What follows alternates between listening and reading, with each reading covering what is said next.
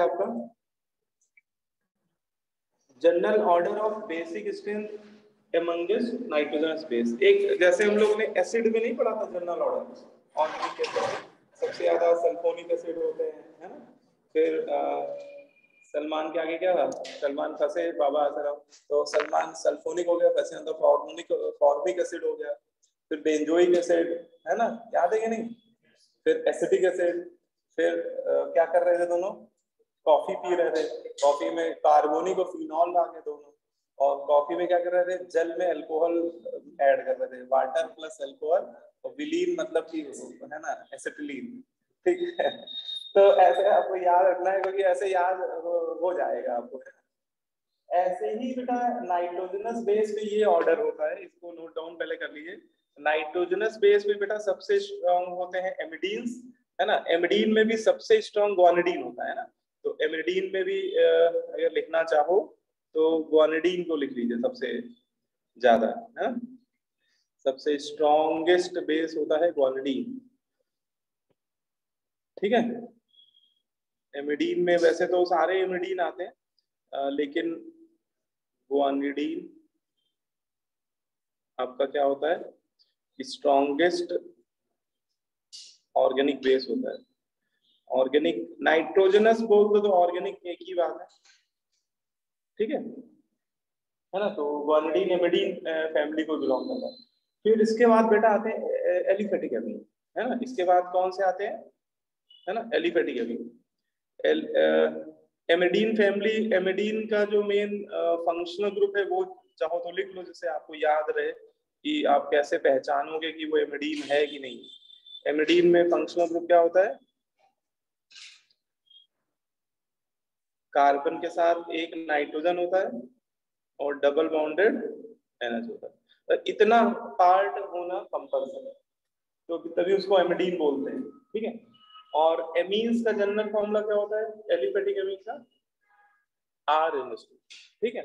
अच्छा, aliphatic amine में भी हम लोगों ने डिग्री के बेसिस पे कल डिस्कस किया था कि 1 डिग्री एमीन है, 2 डिग्री और 3 डिग्री में फिर बात की थी। तो अगर R मान लीजिए मिथिल है, R आपका क्या है, मिथिल, तो ऑर्डर क्या आया था, R मिथिल है तो ऑर्डर क्या आया था, 213N, बोलो भाई, है ना। तो ये बस याद रखने वाली बात है। R अगर मेथिल है तो 213N आया था, मतलब 2 डिग्री सबसे स्ट्रॉन्गेस्ट बेस था, फिर 1 डिग्री, फिर 3 डिग्री।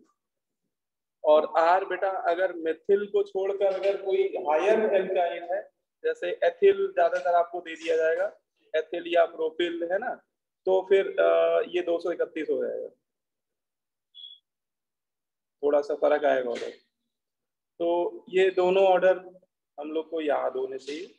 और ये एक्वस फेस में है, ठीक है, ये किस फेस में, एक्वस फेस, ठीक है, क्लियर। हाँ बेटा, प्रोपिल, है ना, एथिल से बड़ा एल्काइल 3 कार्बन का प्रोपिल होता है, ठीक है। हाँ, उसका फिर हायर में सभी का वही रहता है। अच्छा, फिर आते हैं एरोमेटिक अमीन, है ना। एरोमेटिक अमीन जो होते हैं, इसका जनरल फॉर्मूला क्या हो जाता है, एक तो एनिलीन लिख सकते हो उसमें आप, एरोमेटिक अमीन में भी बेटा इसमें भी 3 कैटेगरी बना सकते हैं हम लोग। इसमें एक लिख लीजिए आप, कौन, एनिलीन, एक पाइरोल और एक पिरिडीन, है ना, ये सभी एरोमेटिक अमीन। और इनमें रिलेटिवली सबसे ज्यादा बेसिक कौन था, याद है किसी को, पाइरोल सबसे ज्यादा था, गुड। और फिर पिरिडीन, और नहीं नहीं, पिरिडीन सबसे ज्यादा बेसिक था, इसको पिरिडीन बोलते हैं, 6 मेंबर हेटेरोसाइक्लिक पिरिडीन होती है ना। इसमें नाइट्रोजन का लोन पेयर क्या होता है, लोकलाइज होता है। इसके बाद पाइरोल में भी डीक्लोलाइज होता है और एनिलीन में भी डीलोकलाइज होता है, लेकिन पाइरोल के 5 RS बनते हैं और उसके कम बनते थे, 4 ही बनते थे, इसलिए थोड़ा सा ज्यादा बेसिक हो जाएगा एनिलीन, ठीक है। और उससे थोड़ा सा कम एसिडिक हो जाएगा 5 मेंबर हेटेरोसाइक्लिक, ठीक है। तो ये तीनों एरोमेटिक एमीन है, और ये एरोमेटिक एमीन एलिफेटिक एमीन से तो लेस बेसिक होती ही है, और उनमें ये जो 3 स्टैंडर्ड कैटेगरी है उनमें भी हम लोग को पता है ना। इनके नाम नहीं पता हो तो लिख जरूर लीजिएगा। पिरिडीन, दूसरा वाला है एनिलीन, और तीसरा वाला क्या है, पाइरोल, है ना। ठीक है, क्लियर है बेटा। ऑनलाइन में बेटा आवाज सही आ रही है? Yes sir. चलो ठीक, बहुत बढ़िया। अब सबसे नाइट्रोजनस बेस में सबसे लीस्ट बेसिक में एमाइड्स आते हैं। एमाइड का जनरल फॉर्मूला कोई बताओ मुझे क्या होता है? आर, एमाइड एसिड डेरिवेटिव होते हैं। हाँ, R C double bond O NH2, ठीक है, ये एमाइड। तो एमाइड इनमें से सबसे लेस बेसिक होते हैं, ठीक है। उसका रीजन भी होता है कि देखो एमाइड इनमें से सबसे लीस्ट बेसिक क्यों है, क्योंकि एमाइड का बेटा जब रेजोनेटिंग स्ट्रक्चर बन रहा है तो उसका लोन पेयर, नाइट्रोजन का लोन पेयर किस एटम पे जा रहा है? ऑक्सीजन पे जा रहा है, और ऑक्सीजन नाइट्रोजन से क्या है, ज्यादा इलेक्ट्रोनेगेटिव है। इसका मतलब वो जो निगेटिव चार्ज ऑक्सीजन पे जा रहा है ये वहां यहाँ पे, तो निगेटिव चार्ज ऑक्सीजन पे ज्यादा स्टेबल करेगा, ज्यादा स्टेबल हो जाएगा नाइट्रोजन के रिस्पेक्ट में, तो वो ज्यादा देर तक रिसाइड करेगा नाइट्रोजन और ऑक्सीजन, तो वो नाइट्रोजन पे उसकी डेंसिटी वैसे भी बहुत कम हो जाएगी। मतलब इसका ये वाला RS, इसमें एक RS आप लोग चाहो तो बना लेना कि जब ये लपक झपक करके एक RS बना रहा होगा, तो जिसमें बेटा वो ऑक्सीजन पे निगेटिव चार्ज आ रहा होगा ना, ये वाला RS बहुत स्टेबल हो जाएगा, है ना। क्यों स्टेबल हो जाएगा? क्योंकि यहाँ पे निगेटिव चार्ज कहाँ जा रहा है? ऑक्सीजन पे, इसलिए नाइट्रोजन पे इलेक्ट्रॉन डिफिशियंसी आ जाएगी। तो ये नाइट्रोजन पे लोन पेयर अवेलेबिलिटी अगर घटेगी तो बेसिक कंडक्टर क्या हो जाएगा? कम हो जाएगा, ठीक है। तो ये एक जनरल ऑर्डर है, और कई बार ऐसे क्वेश्चन पूछे जाएंगे कि ये जनरल ऑर्डर से ही आपके आंसर मिल जाएंगे, ठीक है। अगर डिफरेंट कैटेगरी में पूछा है। हाँ बोलो बेटा। सर ये मोस्ट स्टेबल वाला पॉइंट कैसे रिपीट करना है? हाँ, इसमें ये है कि जो नाइट्रोजन का लोन पेयर है ये जा रहा है किस पे? ऑक्सीजन पे जा रहा है, डीलोकलाइज पे।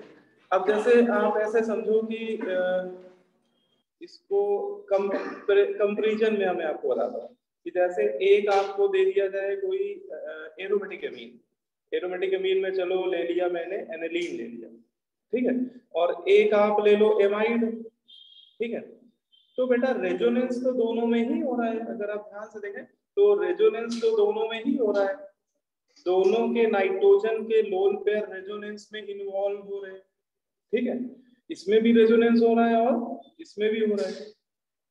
तो अब ये कैसे देखें कि किस नाइट्रोजन के लोन पेयर की अवेलेबिलिटी ज्यादा है? तो इसमें आप ये देखो कि पहले वाले केस में एनिलीन में नाइट्रोजन का लोन पेयर किस एटम पे जा रहा है? यहाँ पे ये कौन सा एटम है? कार्बन है ना। उसका लोन पेयर लपक झपक करके कार्बन पे जा रहा है, और यहाँ पे जो आपके एमाइड से उसमें किस एटम पे जा रहा है? ऑक्सीजन पे जा रहा है। अब ये देख लीजिए कि इन दोनों में ज्यादा इलेक्ट्रोनेगेटिव किसकी है? कार्बन की, ऑक्सीजन की? ऑक्सीजन की, है ना। इसका मतलब वो लोन पेयर ऑक्सीजन पे ज्यादा स्टेबल होगा, और जब वो लोन पेयर ऑक्सीजन पे ज्यादा स्टेबल होगा तो वापस लौट के आने की टेंडेंसी बहुत कम हो जाएगी। ऐसा नहीं वापस आएगा नहीं, लेकिन उसका ये वाला रेजोनेटिंग स्ट्रक्चर काफी स्टेबल हो जाएगा। हाँ, एनिलीन में वो कार्बन पे जा रहा है, ठीक है, और कार्बन से ज्यादा इलेक्ट्रोनेगेटिव नाइट्रोजन है, तो वो कार्बन में, कार्बन एटम पे कम देर तक रिसाइड करेगा, उसकी अपेक्षा वो वापस जल्दी से वापस कहाँ जाना चाहेगा? घूम घाम के खटाखट खटाखट फिर नाइट्रोजन पे जल्दी जाना चाहेगा। मतलब इसके रेजोनेटिंग स्ट्रक्चर जल्दी जल्दी बनेंगे, और जिसकी वजह से नाइट्रोजन पे लोन पेयर की अवेलेबिलिटी ज्यादा आएगी। उसके हाइब्रिड में जब उसका हाइब्रिड स्ट्रक्चर बनाएंगे तो उसमें नाइट्रोजन के लोन पेयर की अवेलेबिलिटी क्या आएगी? ज्यादा है। और यहाँ पे उल्टा होगा, यहाँ पे ऑक्सीजन पे लोन पेयर एबिलिटी ज्यादा आएगी एज कंपेयर टू नाइट्रोजन। और नाइट्रोजन की रिस्पेक्ट में ही तो बेसिसिटी हम लोग पढ़ा रहे हैं नाइट्रोजनस बेस में, तो यहाँ पे लोन पेयर डेंसिटी ज्यादा कम हो जाएगी एमाइड्स में, है ना। लोन पेयर की अवेलेबिलिटी क्या हो जाएगी? कम हो जाएगी। तो ज्यादा अच्छे बेस ये हो जाएगा। तो मतलब कहने का मतलब कि एरोमेटिक एमीन से भी लेस बेसिक होते हैं एमाइड्स। ठीक है ना बेटा, समझ में आ गया? यस। तो ये बस एक ऑर्डर है, ये कई बार हमें क्वेश्चन में लगाना पड़ता है, इसको जरूर नोट कर लीजिए आप। ठीक है ना? चलो अच्छा, अब वैसे कुछ क्वेश्चन इसमें है, ये बेसिक स्ट्रेंथ पे बेस्ड है, कुछ पीवाईक्यू भी है इसमें जो पूछे भी गए, तो एक बार कर लेते हैं प्रैक्टिस के लिए। जैसे ये पहला क्वेश्चन है ना, आप ही लोगों को अटेम्प्ट करने हैं मेनली। ये पहला क्वेश्चन देखिए, इसमें इस स्ट्रक्चर में उसने कई सारे नाइट्रोजन पे नंबरिंग कर दी। देखिए एक नाइट्रोजन पे इसने नंबर 1 लिख दिया है, एक नाइट्रोजन पे नंबर 2 लिख दिया है, और इस नाइट्रोजन के रिस्पेक्ट में नंबर 3 बोलता है। और इन तीनों नाइट्रोजन के रिस्पेक्ट में इन तीनों नाइट्रोजन का अपना अपना केबी होगा, क्योंकि इन तीनों नाइट्रोजन पे लोन पेयर है। ये तीनों नाइट्रोजन अच्छे लुईस बेस है, ये भी अपना लोन पेयर दे सकता है, ये भी दे सकता है, ये भी दे सकता है। तो इनमें रिलेटिवली वो पूछ रहा है ये सबसे अच्छा बेसिक बेस कौन सा है ना, देखो पूछ उस पे आप पूछ रहा है, पढ़ लीजिए। इसमें कह रहा है in the labelled nitrogen atoms which is the correct basic strength order. हाँ ये आप लोगों को देख के बताना है, ए ऑप्शन है। ठीक है, करेक्ट है ना? ए आंसर समझ में आ रहा है क्यों है? कोई समझाओ बेटा, ऑनलाइन में कोई बच्चा समझाओ क्यों ए आंसर क्यों सही आ रहा है? सर 3 में कोई रेजोनेंस नहीं है, 3 में सबसे ज्यादा रेजोनेंस हो रहा है, फिर सेकंड में और फिर फर्स्ट में सेकंड में रेजोनेंस नहीं हो रहा है। नहीं हो रहा है, बहुत बढ़िया। तो यही चीज देखनी है। देखो आप इनके सभी के लोन पेयर में सबसे पहले ये देख लीजिए कि किसका लोन पेयर लोकलाइज्ड है, किसका डीलोकलाइज्ड है। आधा क्वेश्चन तो वही खत्म हो जाता है।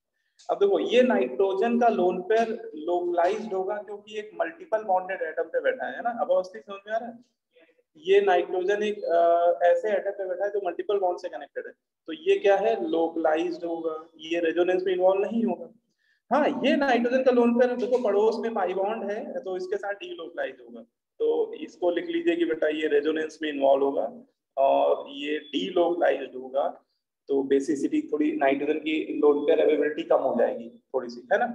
और इसमें देखो 3 वाले में तो अरे इसके तो लेफ्ट और राइट दोनों तरफ कार्बोनिल ग्रुप बैठा हुआ है। देखा जाए तो ये एमाइड है, अगर ध्यान से देखो तो ये इधर से भी एमाइड है और इधर से भी एमाइड है ना, एक तरह से डाई एमाइड टाइप का है वो। तो वो दोनों कार्बोनिल ग्रुप के साथ उसका जो लोन पेयर है वो लेफ्ट भी जा रहा होगा एक बार, जब लेफ्ट जा रहा होगा तो राइट नहीं जा रहा होगा, जब राइट जा रहा होगा तो दोनों तरफ वो रेजोनेंस में इन्वॉल्व होगा। तो और वैसे भी ये लोन पेयर ऑक्सीजन पे जा रहा है, ऑक्सीजन ज्यादा इलेक्ट्रोनेगेटिव है, तो वापस आने की प्रोबेबिलिटी बहुत कम होगी, आएगा जरूर लेकिन नाइट्रोजन की अवेलेबिलिटी ऑक्सीजन पे ज्यादा होगी, तो इसमें बेसिक कैरेक्टर सबसे कम हो जाएगा थर्ड वाले में, है ना? थर्ड वाले में क्योंकि ये एमाइड है, आप अगर फंक्शनल ग्रुप भी पहचान गए होंगे तो बेटा ये एमाइड है, और अभी हम लोग डिस्कस कर रहे थे कि एमाइड का बेसिक स्ट्रेंथ क्या होता है, सबसे कम होता है। तो 3 का सबसे कम कर दो और बाकी लोकलाइज्ड वाला सबसे ज्यादा हो जाएगा और फिर 1 वाला हो जाएगा। ठीक है, बोलो जो ही बेटा समझ में आ रहा है ऑनलाइन में? यस। ठीक है, चलो अच्छा, फिर एक ये क्वेश्चन अब करते हैं, ये कौन बताएगा भाई? ऑनलाइन वाले बच्चों से चलो पूछते हैं क्योंकि उनसे बातचीत हो नहीं पा रही है बहुत दिनों से। श्रेया बेटा बताओ, श्रेया बताएगी ये वाला। श्रेया, और श्रेया नहीं बताएगी तो शिवांगी बताएगी। तो ये क्वेश्चन एक बार जल्दी से रीड करो सभी लोग, अटेम्प्ट तो सभी करना है, बाकी ये लोग कमेंट कर सकते हो, आप लोग तो सीधे बता दो। इसमें क्या करना है?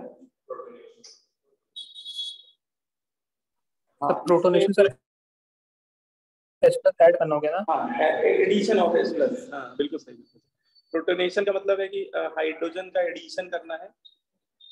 Sir D third option. Addition of H plus third option है ना? किसने बताया थर्ड ऑप्शन? सर मैंने। श्रेया ने है? ठीक, आंसर तो सही लग रहा है। ठीक है, तो इसमें क्वेश्चन देखो बड़ी घुमा फिरा पूछा। ये जेईई मेन में आया है क्या? आया भाई, 2019 में आया। तो वो क्या कह रहा है, in the following compound the favourable sites for protonation. आपसे इन इसमें भी देखो उसने कई सारे नाइट्रोजन दिखा दिए हैं, है ना, ABCD E तक नाम दे दिए, और कह रहा है कि किसका कौन सी फेवरेबल साइट्स होंगी प्रोटोनेशन के लिए। तो देखो प्रोटोनेशन मतलब कि जो नाइट्रोजन आसानी से लोन पेयर डोनेट कर देगा, है ना, तो वो आसानी से प्रोटोनेट हो जाएगा। अच्छा, लोन पेयर आसानी से डोनेट वो करेगा जिसका लोन पेयर डीलोकलाइज्ड होगा या जिसका लोन पेयर लोकलाइज्ड होगा? लोकलाइज्ड होगा ना, लोकलाइज्ड होगा तो लोन पेयर डेंसिटी अवेलेबिलिटी ज्यादा होगी। तो आप इसमें यही देख लो किसके किसके नाइट्रोजन के लोन पेयर लोकलाइज्ड है। हाँ बिल्कुल सही। जैसे एक तरफ से चलते हैं, ए को देखते हैं, तो ए तो बेटा नहीं है, जो तो पाई बॉन्ड है पड़ोस में अल्टरनेट में, तो ये डीलोकलाइज्ड है। तो ये प्रोटोनेट होगा, लेकिन प्रोटोनेट होने की टेंडेंसी सबसे पुअर होगी। ऐसा नहीं कि प्रोटोनेट नहीं होगा। इसमें क्वेश्चन की लैंग्वेज देखो तो समझ में आ रहा है, फेवरेबल साइट्स फॉर रोटेशन, मतलब H+ आयन के दिल से पूछो कि वो किस नाइट्रोजन से जुड़ना चाहेगा, तो वो तो कहेगा जहाँ पे लोन पेयर डेंसिटी ज्यादा हो, ज्यादा मतलब लोकलाइज्ड हो, और डीलोकलाइज्ड वाले पे नहीं जुड़ना चाहेगा, वहां बहुत कम होगी ना लोन पेयर डेंसिटी। तो ए फेवरेबल साइट नहीं होगी, ए फेवरेबल साइट नहीं होगी। बी वाली फेवरेबल साइट होगी क्योंकि इसका लोन पेयर क्या है, लोकलाइज्ड है ना। कैसे जान रहे हैं कि लोन पेयर लोकलाइज्ड है? बताओ बेटा, ऑनलाइन में कोई बताओ कैसे मैंने बोल दिया कि लोकलाइज्ड है?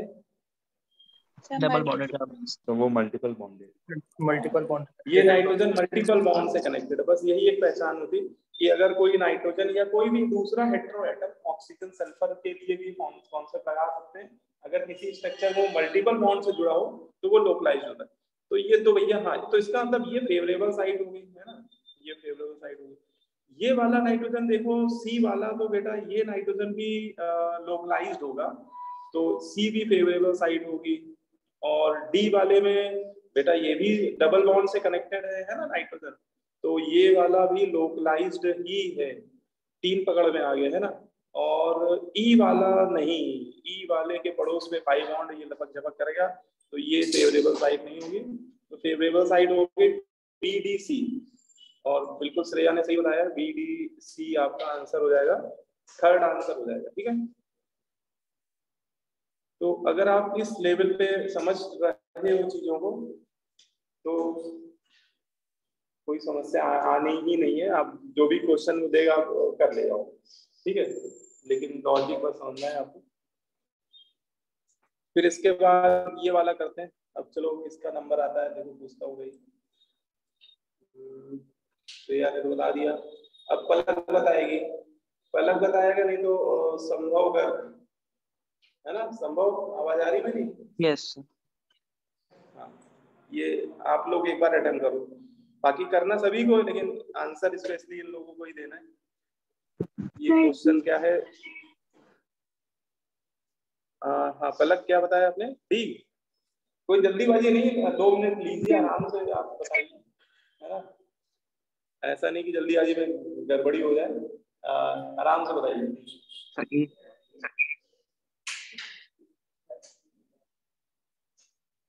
संभव कौन सा? ए वाला है।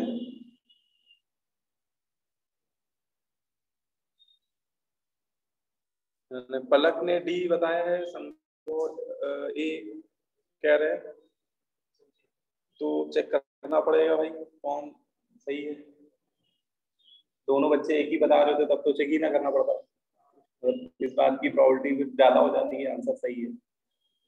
ये सही है। अच्छा पलक अभी देख लो, अभी टाइम है, ए और डी में अभी फाइनल बताओ, डिसाइड।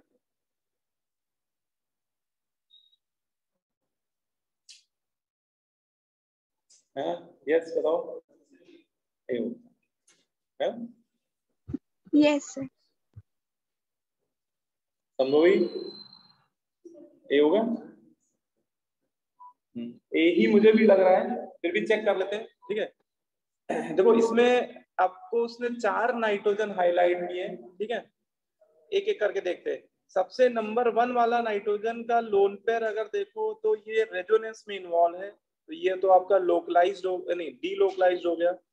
डीलोकलाइज मतलब ये तो बहुत अच्छा बेस नहीं होगा, ठीक है। नाइट्रोजन नंबर 2 का lone pair multiple bonded nitrogen atom पे है, तो ये आपका लोकलाइज्ड होगा। मल्टीपल बॉन्डेड नाइट्रोजन एटम पे लोकलाइज्ड होगा। नाइट्रोजन नंबर 3 का lone pair normally singly bonded nitrogen पे अड़ोस पड़ोस में कोई पाई बॉन्ड है नहीं, तो ये भी है तो लोकलाइज्ड है ना। और ये वाला तो एमाइड दिख रहा है आपको, ये भी डीलोकलाइज्ड है ना। अच्छा, ये एमाइड आपको जब दिख ही गया कि एमाइड है तो इसको सबसे लास्ट में पटक देते हैं, है ना, क्योंकि एमाइड सबसे वीकेस्ट बेस होते हैं नाइट्रोजनस बेस में। तो फोर्थ सबसे लास्ट में है, और इसमें कई सारे ऑप्शन, चारों ऑप्शन में फोर्थ को लास्ट में डाला हुआ है, तो अभी कुछ बोल नहीं सकते, ठीक है। अब इसमें लोकलाइज्ड वाले पकड़ो कौन से। लोकलाइज्ड वाले दो हैं, एक तो सेकंड वाला, थर्ड वाला। इन दोनों का झगड़ा निपटा तो क्वेश्चन में काफी सॉल्व हो जाएगा इससे ही, ठीक है। अब जब दोनों ही लोकलाइज्ड है तो फिर एस कैरेक्टर देख लो, क्योंकि दोनों नाइट्रोजन सेम एटम पे लोन पेयर है, लेकिन दोनों पे हाइब्रिडाइजेशन अलग अलग है, नहीं। अब ये डबली बॉन्डेड वाले पे क्या हाइब्रिडाइजेशन है, डबली बॉन्डेड वाले पे sp2 है ना। और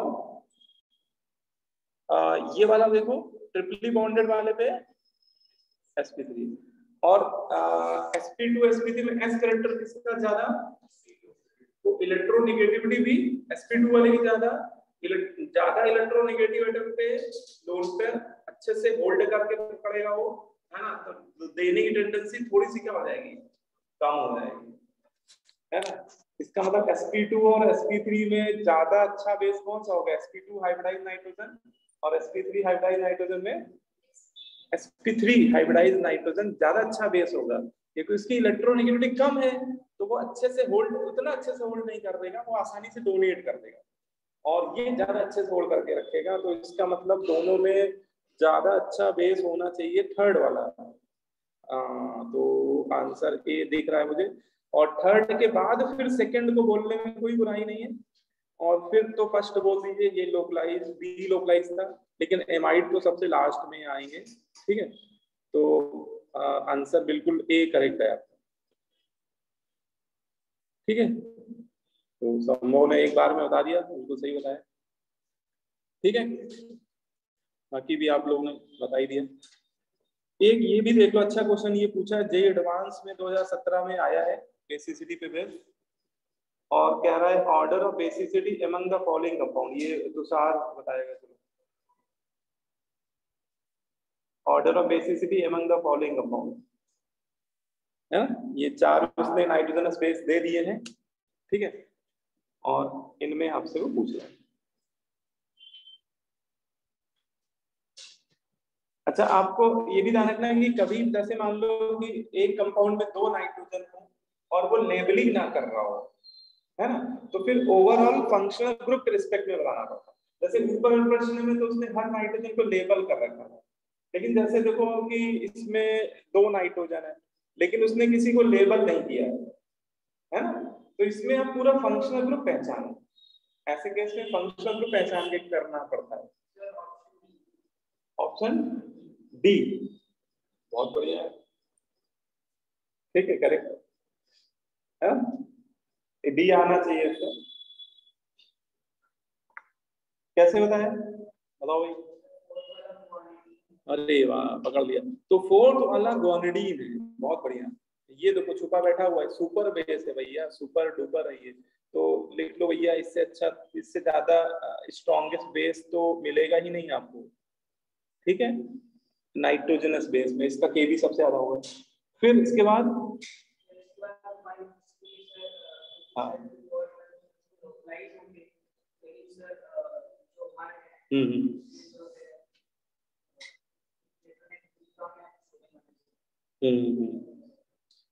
अब यहाँ पे अगर थोड़ा सा देखो तो उसने तीन में कंफ्यूज करने की कोशिश की है थोड़ा सा, कि ग्वानिडीन इसके बाद ये तीनों एमिडीन ही है, अगर ध्यान से देखो ये एसाइक्लिक एमिडीन है, और क्योंकि पूरा पूरा फंक्शनल ग्रुप पहचानना होगा, इसमें किसी एक नाइट्रोजन के रिस्पेक्ट में नहीं पूछ रहा है ना, पूरे कंपाउंड के रिस्पेक्ट में पूछ रहा है, तो ये तीनों ही एमिडीन है, अगर ध्यान से देखो तो ये तीनों ही क्या है, एमिडीन्स है। ठीक है, अब इसमें अब ये देखना पड़ेगा इन एमिडीन्स में अच्छा बेस कौन सा है। ठीक है, तो ये थोड़ा सा ध्यान रखना, एलिफेटिक एमिडीन हमेशा साइक्लिक एमिडीन से ज्यादा बेसिक होते हैं। ये चाहो तो वहीं ऊपर कहीं लिख लेना, थ्योरी के टाइम जब पढ़ाया था, अगर एक कोई एलिफेटिक एमिडीन हो और एक साइक्लिक एमिडीन हो, तो aliphatic amines are stronger base than amidines, aliphatic amidines are stronger base than cyclic. तो इसमें ग्वानिडीन के बाद आ जाएगा फर्स्ट वाला, क्योंकि ये आपका एलिफेटिक है, एलिफेटिक एमिडीन है ना। तो सबसे ज्यादा तो बेटा फोर्थ आपने बोल दिया, फिर फर्स्ट बोल दिया, और केवल इतने में ही देख लो तो फोर फर्स्ट में ऑर्डर और से ही पता चल रहा है कि फोर फर्स्ट में केवल एक पकड़ में आ गया, डी ऑप्शन है। कई बार ऐसे भी ऑप्शन पड़े होते हैं कि पूरी मेहनत करने से बच जाता है बच्चा, ठीक है, लेकिन फिर भी अगर इन दोनों में देखा जाए तो इन दोनों में कौन बताएगा, अबे बताओ इन दोनों में कैसे पता लगेगा।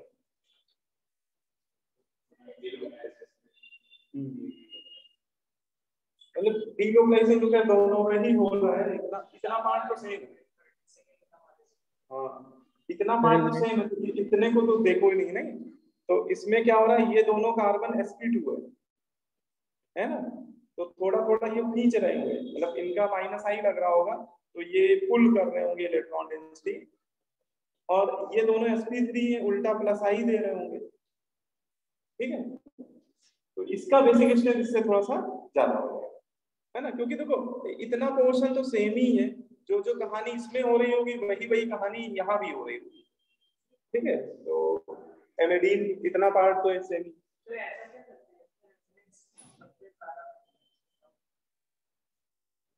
नहीं नहीं नहीं, ये जो एमिडीन का डबल बॉन्ड है ना, ठीक है, वो रेजोनेंस में इन्वॉल्व नहीं है।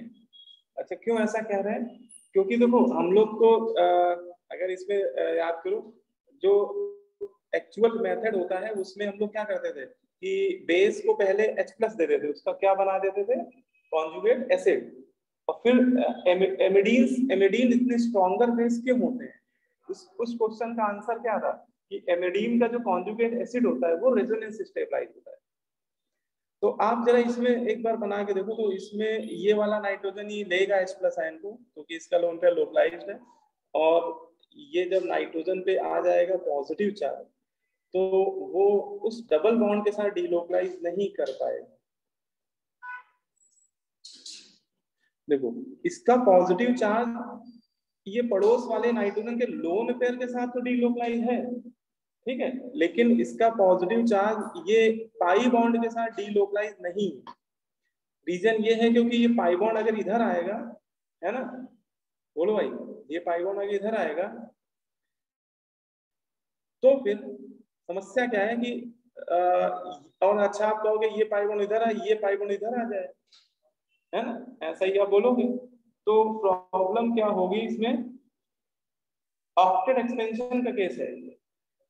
ऑक्टेट एक्सपेंशन किस तरह से, क्योंकि ये नाइट्रोजन की 4 वैलेंसी पहले से ही है इस वाले नाइट्रोजन की, है ना, तो अगर ये इधर आएगा तो ये इधर नहीं जाएगा, octet nitrogen second period element है ना, तो ये प्रॉब्लम है कि वो इसका पॉजिटिव चार्ज जो है, इसका पॉजिटिव चार्ज केवल इसके लोन पेयर के साथ ही डीलोकलाइज है, इसके डबल बॉन्ड के साथ डीलोकलाइज नहीं है। ठीक है, ये हमें ध्यान रखना है कि हमें उसके कॉन्जुगेट एसिड की स्टेबिलिटी देखनी है, और कॉन्जुगेट एसिड में वो पॉजिटिव चार्ज कितना ज्यादा डीलोकलाइज है, तो वो पॉजिटिव चार्ज वो जो पाई बॉन्ड है उसके साथ डीलोकलाइज नहीं। ठीक है, इसलिए फिर हम लोग वो आई इफेक्ट को ही देख रहे हैं, तो थोड़ा सा इसमें है कॉन्सेप्ट छुपा हुआ। वैसे तो फर्स्ट 2 में ही देख लोगे तो समझ में आ रहा है ना, मतलब कई बार पेपर में क्या होता है कि अगर आंसर दिख गया, आधा आंसर सही आ रहा है, तो फिर आगे बढ़ जाओ, क्यों टाइम वेस्ट करोगे, नहीं, उसमें और थोड़ा सा सपोर्ट दे रखा है बच्चों को कि ऑप्शन ऐसे डालेंगे, ज्यादा परेशान नहीं किया है। ठीक है, शुरुआत के 2 में तो समझ में आ ही रहा है ना, समझ में आ गया सभी को, बोलो भाई। हाँ, सर एमिडीन्स में सर एलिफेटिक और साइक्लिक में सर ज्यादा बेसिक कौन सा होता है? एलिफेटिक ये लिख लो, अभी ऊपर जब एमिडीन पढ़ा रहे थे ना वहीं कहीं लिख लो, नोट्स में आप लोग लिख लो aliphatic amidines are stronger base than cyclic amidine. अगर एक एलिफेटिक एमिडीन है और एक साइक्लिक स्केलेटन में एमिडीन बन रहा है तो एलिफेटिक एमिडीन ज्यादा बेसिक होता है। यस। ठीक है, तो बस इतना ही है बेसिक कैरेक्टर में। सबसे टफेस्ट क्वेश्चन यही है पूरे अभी तक जितने IIT JEE के 30 ईयर की हिस्ट्री में सबसे बढ़िया क्वेश्चन यही पूछा। इससे पहले तो आसान आसान क्वेश्चन पूछे, ठीक है, बिल्कुल बिल्कुल हल्के हल्के क्वेश्चन। अब देखो इसमें नेक्स्ट टॉपिक आता है feasibility of acid base reaction, है ना, feasibility of acid base reaction, है ना। एसिड बेस रिएक्शन की फिजिबिलिटी कैसे हम लोग देखते हैं, तो पूरी ऑर्गेनिक केमिस्ट्री में आप लोग आगे भी देखेंगे कि कई जगह एसिड बेस रिएक्शन होती रहती है, ठीक है, और हम लोग को ये देखना पड़ता है कि कब एसिड बेस रिएक्शन फिजिबल होगी, है ना। जैसे एक कोई एसिड दे देगा एक बेस, तो कैसे जानेंगे कि एसिड बेस रिएक्शन कब फिजिबल होगी, और कई बार एसिड बेस रिएक्शन फिजिबल नहीं होती है, ठीक है, तो ये पता करना हमें आना चाहिए देख के, ठीक है। देखो इसमें एक छोटा सा कॉन्सेप्ट है, बिल्कुल एक ही कॉन्सेप्ट है, बस वही आपको समझना है। Feasibility of acid base reaction में क्या है वो कॉन्सेप्ट, देखो ये जो पहली लाइन लिखी है रिमार्क में, इसको सब लोग पहले इत्मीनान से पढ़ लीजिए, ठीक है। देखिए क्या कह रहा है, a stronger acid displaces the weaker acid from weak acid metal salt. बोलते हैं कि हमेशा एक स्ट्रॉन्गर एसिड अपने से वीकर एसिड के सॉल्ट से, उसके मेटल के सॉल्ट से उसको डिस्प्लेस कर देता है, ठीक है। क्या कह रहा है फिर से इसको अच्छे समझो, एक stronger acid displaces the weaker acid from weak acid metal salt. हमेशा एक स्ट्रॉन्गर एसिड अपने से वीकर एसिड के सॉल्ट से उस वीक एसिड को डिस्प्लेस कर देगा, ठीक है, फुल भाई, है ना। ये नीचे जैसे इसको ऐसे भी लिख सकते हो, जैसे आपने कोई स्ट्रॉन्गर एसिड लिया, ठीक है, जैसे कोई क्या लिया, स्ट्रॉन्गर एसिड लिया और उसकी रिएक्शन करा दी सॉल्ट ऑफ वीक एसिड। उसकी रिएक्शन कैसे करा दी, किसी उसके रिस्पेक्ट में कोई वीक सॉल्ट है, वीक एसिड है, उसके सॉल्ट के साथ करा दी, तो स्ट्रॉन्गर एसिड उस वीक एसिड को उसके सॉल्ट के सॉल्यूशन से क्या कर देगा, डिस्प्लेस मार देगा और खुद अपना सॉल्ट बना लेगा, खुद अपना क्या बना लेगा, सॉल्ट, ठीक है। स्ट्रॉन्गर एसिड वीक एसिड को डिस्प्लेस कर देगा उसके सॉल्ट के सॉल्यूशन से, उसके मेटल के सॉल्ट के सॉल्यूशन से, और खुद अपना मेटल का सॉल्ट बना लेगा। और ये रिएक्शन बोलते हैं कि थर्मोडायनेमिकली फिजिबल होती है ना। इन रिएक्शन का जो डेल्टा जी होता है निगेटिव होता है। यहाँ पे थोड़ा सा थर्मोडायनेमिक्स का ये कॉन्सेप्ट आ रहा है, थर्मो में हम लोग पढ़ते थे कि जिन रिएक्शन का डेल्टा जी निगेटिव होता है वो थर्मोडायनेमिकली क्या होती है, फिजिबल होती है, ठीक है। तो ये रिएक्शन स्वतः होती है, स्वतः मतलब सेल्फ अकरिंग होती है कि आप एक स्ट्रॉन्ग एसिड में वीक एसिड का सॉल्ट मिला दो और भूल जाओ, ऑटोमेटिक वो रिएक्शन हो जाएगी, स्ट्रॉन्ग एसिड खटाखट वीक एसिड को डिस्प्लेस कर देगा, ठीक है। और ऐसे ही बेस के लिए बोल सकते हैं कि स्ट्रॉन्गर बेस जो होते हैं वो अपने से वीकर बेस को डिस्प्लेस कर देते हैं उसके सॉल्ट के सॉल्यूशन से, ठीक है? बोलो भाई। तो अब इतना बस आपको बेसिक, ये इतना ही थ्योरी है इस टॉपिक में, थ्योरी बस इतना ही, कॉन्सेप्ट इतना ही है। बाकी क्वेश्चन दिए जाएंगे तो वो हम लोग को देखना होगा, और क्वेश्चन में करने का तरीका मैं आपको बता दूं। आपको ज्यादातर क्या होगा कि कोई स्ट्रॉन्ग एसिड लिख देगा, मतलब आपको वो एसिड लिख देगा, आपको बताएगा नहीं कि वो स्ट्रॉन्ग है कि वीक है, वो आपको खुद देखना होगा, ठीक है। और उसकी कोई भी दूसरे एसिड के सॉल्ट के साथ रिएक्शन कराने लगेगा, तो पूछेगा बताओ ये रिएक्शन होगी कि नहीं होगी, ठीक है। ये पूरी रिएक्शन लिख देगा, बोलेगा है कि, तो आप क्या देखना, जो रिएक्टेंट साइड एसिड है आप उसको एक बार देखना, और प्रोडक्ट साइड एक एसिड बन रहा होगा उसको देखना।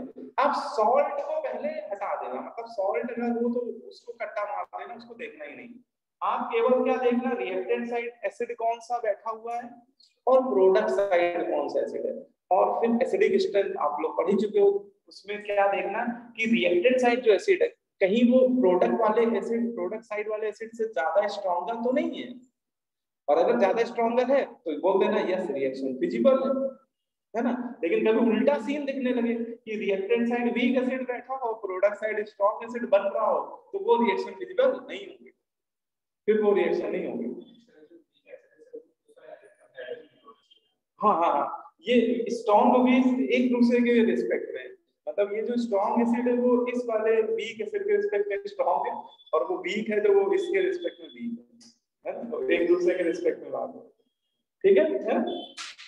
तो ये तरीका है। जैसे देखो इसमें कुछ रिएक्शन लिखी हुई है, ठीक है, और आंसर भी लिखे हुए हैं, लेकिन पहले इनको समझते हैं, ठीक है।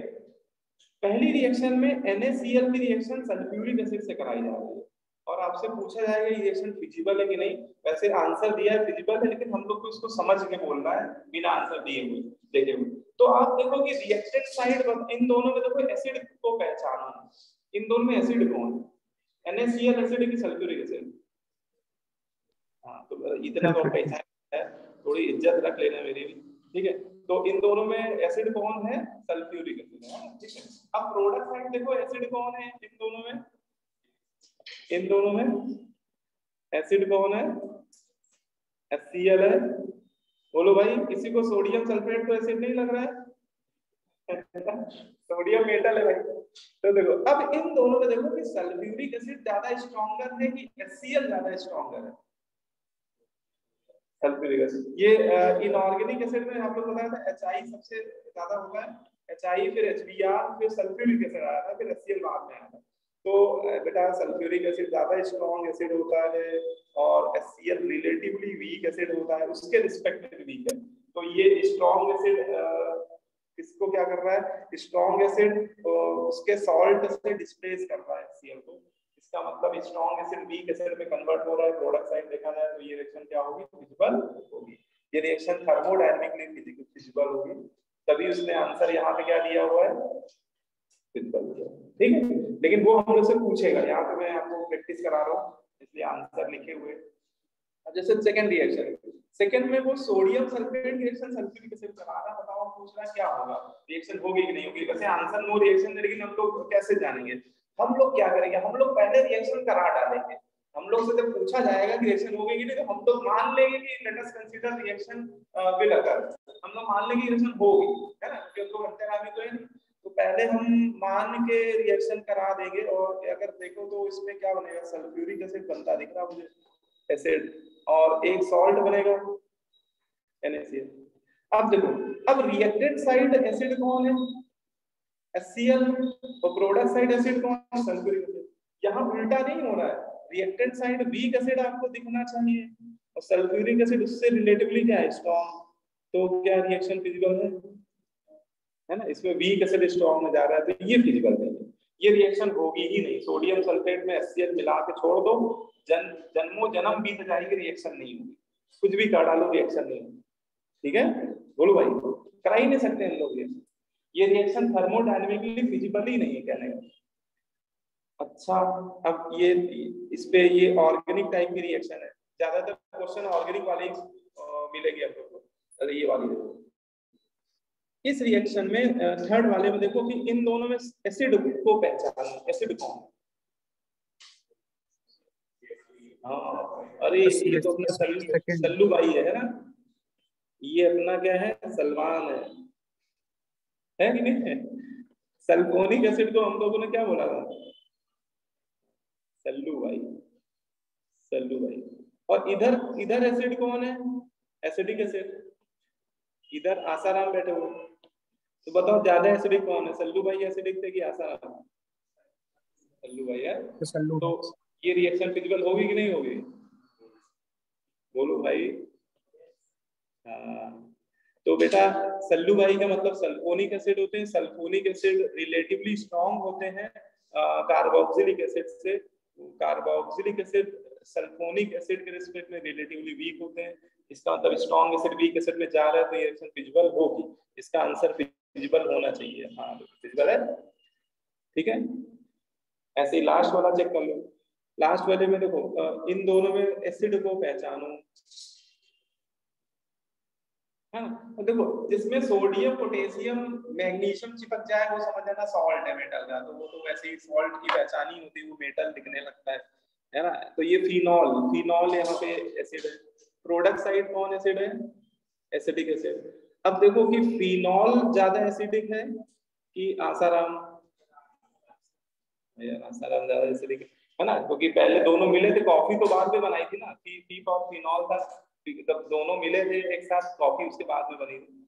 तो फिनॉल लेस एसिडिक होता है कार्बोक्सिलिक एसिड से, ये रिएक्शन फिजिबल नहीं होती है ना, नॉन फिजिबल। तो ये ऐसे ही देख के पता कर लेते हैं, ठीक है। हाँ बोलो बोलो बताओ। तो फर्स्ट वाली रिएक्शन में सर HCl के ऊपर सर वीक एसिड सर कैसे आया था? HCl सल्फ्यूरिक एसिड के रिस्पेक्ट में वीक एसिड है। ये देखो मैंने जब एसिडिक स्ट्रेंथ का ऑर्डर लिखाया था जिस वाले लेक्चर में, उस लेक्चर में थे तुम? ये सही सर याद है, याद आ गया। ये देखो ये पहले मैंने कुछ इनऑर्गेनिक एसिड में ऑर्डर बताया था। इनऑर्गेनिक एसिड में सबसे स्ट्रॉन्गर एसिड होता है HI, HBr, फिर सल्फ्यूरिक एसिड, फिर HNO3, फिर HCl और फिर HF। तो सल्फ्यूरिक एसिड का जो Ka होता है बेटा वो HCl के Ka से थोड़ा सा ज्यादा होता है, ठीक है। तो सल्फ्यूरिक एसिड थोड़ा सा ज्यादा स्ट्रॉन्गर है। और फिर ये ऑर्गेनिक एसिड में एक ऑर्डर बताया था, है ना। तो ये ऑर्डर इनऑर्गेनिक एसिड का है और ये ऑर्डर ऑर्गेनिक एसिड, ठीक है। ये दोनों ही ऑर्डर हमारे काम के हैं, ठीक है। तो वो दोनों ऑर्डर हम लोग को मतलब याद होने चाहिए। क्वेश्चन करते समय आपको अगर याद होगा तो खटाखट करते चले जाओगे। अब जैसे ये क्वेश्चन आप ही लोगों को बताना है, इसमें कह रहा है कि विच of the following reaction is possible, कौन सी रिएक्शन पॉसिबल होगी। ये दोनों की रिएक्शन करा रहा है, तो पहले तो हम लोग क्या करेंगे, रिएक्शन लिख डालेंगे, मान लेंगे कि हो रही है ना। तो देखो बताओ प्रोडक्ट साइड क्या क्या बना दे। CH3COONA बहुत बढ़िया, CH3CONA प्लस HCOH। अब ये पहचानो रिएक्टेंट साइड एसिड कौन है, एसिडिक एसिड है। अच्छा प्रोडक्ट साइड एसिड कौन है, फॉर्मिक। अब देखो इसमें कौन स्ट्रॉन्गर है कौन वीकर है, हाँ फॉर्मिक एसिड स्ट्रॉन्गर एसिड होता है एसिडिक एसिड से। तो यहाँ तो उल्टी गंगा बह रही है, यहाँ तो वीक एसिड किसमें कन्वर्ट होता दिख रहा है, स्ट्रॉन्ग एसिड में। तो बताओ ये रिएक्शन फिजिबल होगी क्या? नहीं होगी। बहुत बढ़िया। तो इसमें बोल दीजिएगा कि above reaction is not feasible, है ना। ये रिएक्शन होगी ही नहीं, नो रिएक्शन हो जाएगा। मतलब वो मैंने लिखा तो इसलिए क्योंकि मुझे चेक करना था, ओवरऑल फाइनली हम लोग बोल देंगे कि रिएक्शन अकर ही नहीं, ठीक है। क्योंकि रिएक्टेंट साइड वीक एसिड है, प्रोडक्ट साइड वो बन रहा है स्ट्रॉन्ग एसिड में, है। तो ये कहानी है। ये वाला भी चेक आप ही लोगों को करना है, सी वाला जो है इसमें बताओ क्या होगा। इसमें यही दोनों इंटरचेंज हो जाएंगे, है। तो यहाँ पे फिनॉल का सॉल्ट बन जाएगा और इसकी पैरा, जिसकी पैरा पे NO2 है वो वाला एसिड बन जाएगा फिनॉल का पैरा नाइट्रोफिनॉल। अब इन दोनों में रिएक्टेंट साइड एसिड कौन सा है, ये फिनॉल। और प्रोडक्ट साइड एसिड कौन सा है, ये। अब देखो ज्यादा एसिडिक कौन सा है, फिनॉल ज्यादा एसिडिक है कि पैरा नाइट्रोफिनॉल। उसमें NO2 का -I -M लग रहा होगा, तो इसमें NO2 का -I और -M लगने की वजह से ये क्या होगा, फिनॉल से मोर एसिडिक होगा, मोर एसिडिक देन फिनॉल, ठीक है। इसका मतलब reactant side relatively weak acid बन रहा है, स्ट्रॉन्ग एसिड, इसमें भी उल्टा ही खेल हो रहा है। तो ये वाली रिएक्शन भी फिजिबल होगी कि नहीं होगी? नहीं होगी, ठीक है। तो ये इसका भी आंसर क्या हो गया नो, ठीक है। तो ऊपर ये दोनों में तो किसी में फिजिबल ही नहीं दिख रही है। इन दोनों में देख लो बेटा, डी डी में चेक करो जरा, ये फिजिबल है। इसमें प्रोडक्ट क्या बना रहे हो, एसिटिलीन प्लस NaOH है। अब इसमें रिएक्टेंट साइड एसिड देखा जाए तो वाटर है और प्रोडक्ट साइड एसिड है एसिटिलीन। तो वाटर ज्यादा एसिडिक है कि एसिटिलीन ज्यादा एसिडिक है? वाटर है ना, वाटर ज्यादा एसिडिक है। तो ये रिएक्शन फिर फिजिबल हो जानी चाहिए क्योंकि वाटर रिलेटिवली स्ट्रॉन्गर है, स्ट्रॉन्ग एसिड है एसिटिलीन के रिस्पेक्ट में, तो ये रिएक्शन फिजिबल हो जाएगी, है ना। यस अग्रवाल, होगी नहीं होगी? हो जाएगी ना, टिक लगा दो इसको। ये वाली बताओ कौन है? नॉट सो ये नहीं, क्योंकि प्रोडक्ट साइड एसिड बनेगा सल्फोनिक एसिड और सल्फोनिक एसिड कार्बोक्सिलिक एसिड से स्ट्रॉन्गर एसिड होता है, ठीक है। तो ये स्ट्रॉन्गर एसिड है, ये तो सॉल्ट है, इसको तो देखो ही नहीं, ये वीक एसिड है। तो इसमें वीक एसिड स्ट्रॉन्ग एसिड में कन्वर्ट हो रहा है, तो ये फिजिबल नहीं है, ये फिजिबल, ठीक है। तो इस तरह के क्वेश्चन आपको कई बार मिलेंगे, उनमें आपको सीधे सीधे टू द पॉइंट बोलना है, ठीक है ना। कर लीजिए, नोट कर लीजिए, कहीं डाउट हो, कोई भी चीज नहीं समझ आ रही तो पूछ लीजिए।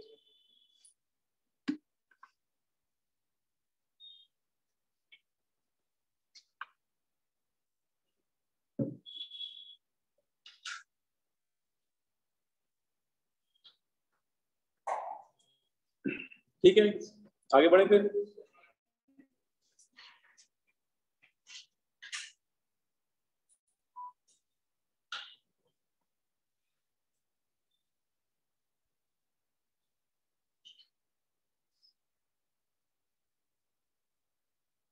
आज तो स्ट्रेंथ और कम हो गई ऑफलाइन में,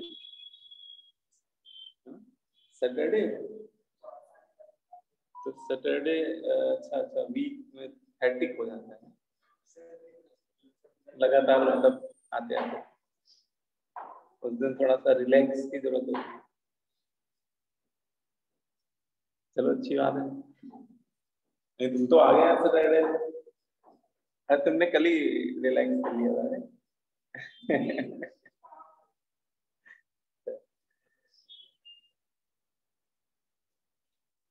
तुम लोग का टेस्ट का रिजल्ट आ गया संडे को हुआ था? अच्छा, देखा नहीं किसके किसके हैं हाईएस्ट? अभी जितने लोग बैठे उसमें कोई है?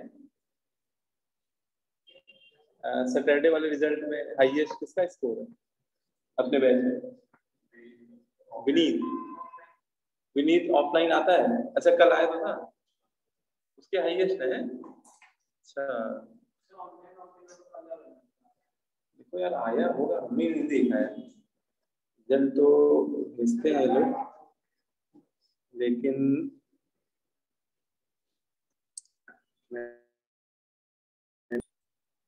चलो मेहनत तो वही सभी लोग बढ़िया, ठीक है। अब इसमें कह रहा है how many of following give CO2 gas when react with sodium bicarbonate. देखो इसमें एक मैं क्वेश्चन देना जा रहा हूं आपको, आपको ऐसे क्वेश्चन कई बार टीजर टाइप क्वेश्चन में मिलेंगे कि कुछ एसिड लिखकर दे देंगे, दिए जाएंगे, है ना, और बोलेंगे कौन कौन से एसिड ऐसे हैं जो सोडियम बाइकार्बोनेट के साथ रिएक्ट करके CO2 गैस देंगे, ठीक है। अब ऑप्शन में चलो मैं दे देता हूं कई सारे एसिड, एक चलो मैंने दे दिया बेंजोइक एसिड, ठीक है, एक मैंने दे दिया आपको, एक बेंजोइक, पहला वाला बेंजीन सल्फोनिक एसिड है, दूसरा वाला बेंजोइक एसिड है, एक आपको मैंने दे दिया बेंजोइक एसिड की पैरा पे NO2 लगा दिया, एक मैंने दे दिया फॉर्मिक एसिड दे दिया, एक मैंने लगा दिया एसिटिक एसिड की क्लोरो लगा दिया एसिटिक एसिड के, है ना साथ, और इसमें और भी दिया सकते हैं आपको, एक आपको मैंने दे दिया स्क्वायरिक एसिड, एक ये भी एसिड बड़ा प्यारा एसिड है स्क्वायरिक एसिड, ये हो सकता है आपको कहीं दिख जाए, रेयरली दिखता है लेकिन पता तो होना ही चाहिए कि ये भी कोई एसिड है, स्क्वायरिक एसिड बोलते हैं बेटा इसको। ठीक है।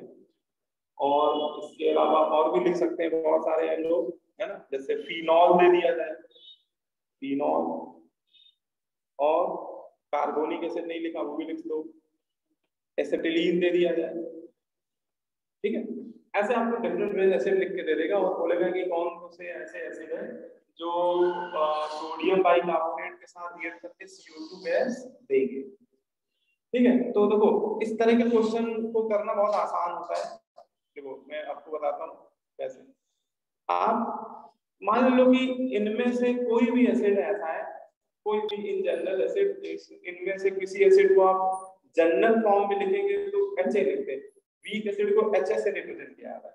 तो मैंने मान लिया कोई भी एसिड है ना, इन जनरल एसिड, और जब वो किससे रिएक्ट करेगा, सोडियम बाइकार्बोनेट से रिएक्ट करेगा, तो आप ये देखो कि प्रोडक्ट साइड कौन सा एसिड बनेगा, प्रोडक्ट साइड बताओ भाई, H2CO3 बनेगा कि नहीं, प्लस वो Na टाइप का बन जाएगा, है ना, Na तो सॉल्ट हो गया। इसका मतलब कोई भी ऐसा एसिड जो कार्बोनिक एसिड से स्ट्रॉन्गर एसिड होगा, वो सोडियम बाइकार्बोनेट से अच्छा आप होगा CO2 तो बना नहीं, एक्चुअली H2CO3 बहुत वीक अनस्टेबल एसिड होता है। ये रूम टेम्परेचर में बोला जाता है कि रूम टेम्परेचर में भी इसको अगर रखो ना तो ये डिकम्पोज हो जाता है, किसमें, CO2 पानी में। तो ये बनते ही अगले ही क्षण क्या हो जाएगा, तबाह हो जाएगा, इसमें CO2 पानी में, तो CO2 निकलने की इसी से, ठीक है। तो इससे एक बात ये समझ में आई कि बेटा ऐसे सभी एसिड जो H2CO3 से क्या होंगे, स्ट्रॉन्गर एसिड होंगे, वो सब सोडियम बाइकार्बोनेट के साथ रिएक्ट करके कौन सी गैस रिलीज कर देंगे, CO2 गैस रिलीज कर देंगे। बोलो भाई, है ना। तो इसका मतलब हमें इनडायरेक्टली ये पहचानना है, कि कौन कौन से एसिड कार्बोनिक एसिड से स्ट्रॉन्गर एसिड, ऊपर जितने लिखे हुए ऐसे सभी एसिड जो कार्बोनिक एसिड से स्ट्रॉन्गर एसिड होंगे वो सब CO2 गैस रिलीज कर देंगे। अब एक एक पहचानो, बताओ सल्फोनिक एसिड कार्बोनिक एसिड से स्ट्रॉन्गर एसिड है, कार्बोनिक मतलब वही कॉफी है ना, तो सल्फान कॉफी तो बाद में बनाता है, ठीक है, तो ये स्ट्रॉन्गर है, ठीक है। कार्बोक्सिलिक एसिड स्ट्रॉन्गर है, हाँ कार्बो बाबा भी साथ में थे, मतलब बेंजोइक एसिड, और बेंजोइक एसिड का कोई डेरिवेटिव है तो ऊपर से NO2 लगाया तो वो तो बेंजोइक एसिड से भी ज्यादा स्ट्रॉन्गर होगा, तो ये वाला भी रिलीज कर देगा, ठीक है। फॉर्मिक एसिड भी H2CO3 से ज्यादा स्ट्रॉन्गर होता है। एसिटिक एसिड, यहाँ तक कि जो आसाराम जी थे वो भी H2 बाद में, कॉफी तो बाद में बनाया था ना, ठीक है। तो एसिटिक एसिड उसके जो डेरिवेटिव होते हैं वो भी कार्बोनिक एसिड से क्या होते हैं, स्ट्रॉन्गर एसिड। स्क्वायरिक एसिड, ये चाहो तो लिख लेना, जो स्क्वायरिक एसिड होता है, स्क्वायरिक एसिड ये सल्फोनिक एसिड से तो लेस एसिडिक होता है, लेकिन कार्बोक्सिलिक एसिड से ज्यादा एसिडिक होता है ना। उस सीरीज में चाहो तो लिखना, चाहो लिख लेना।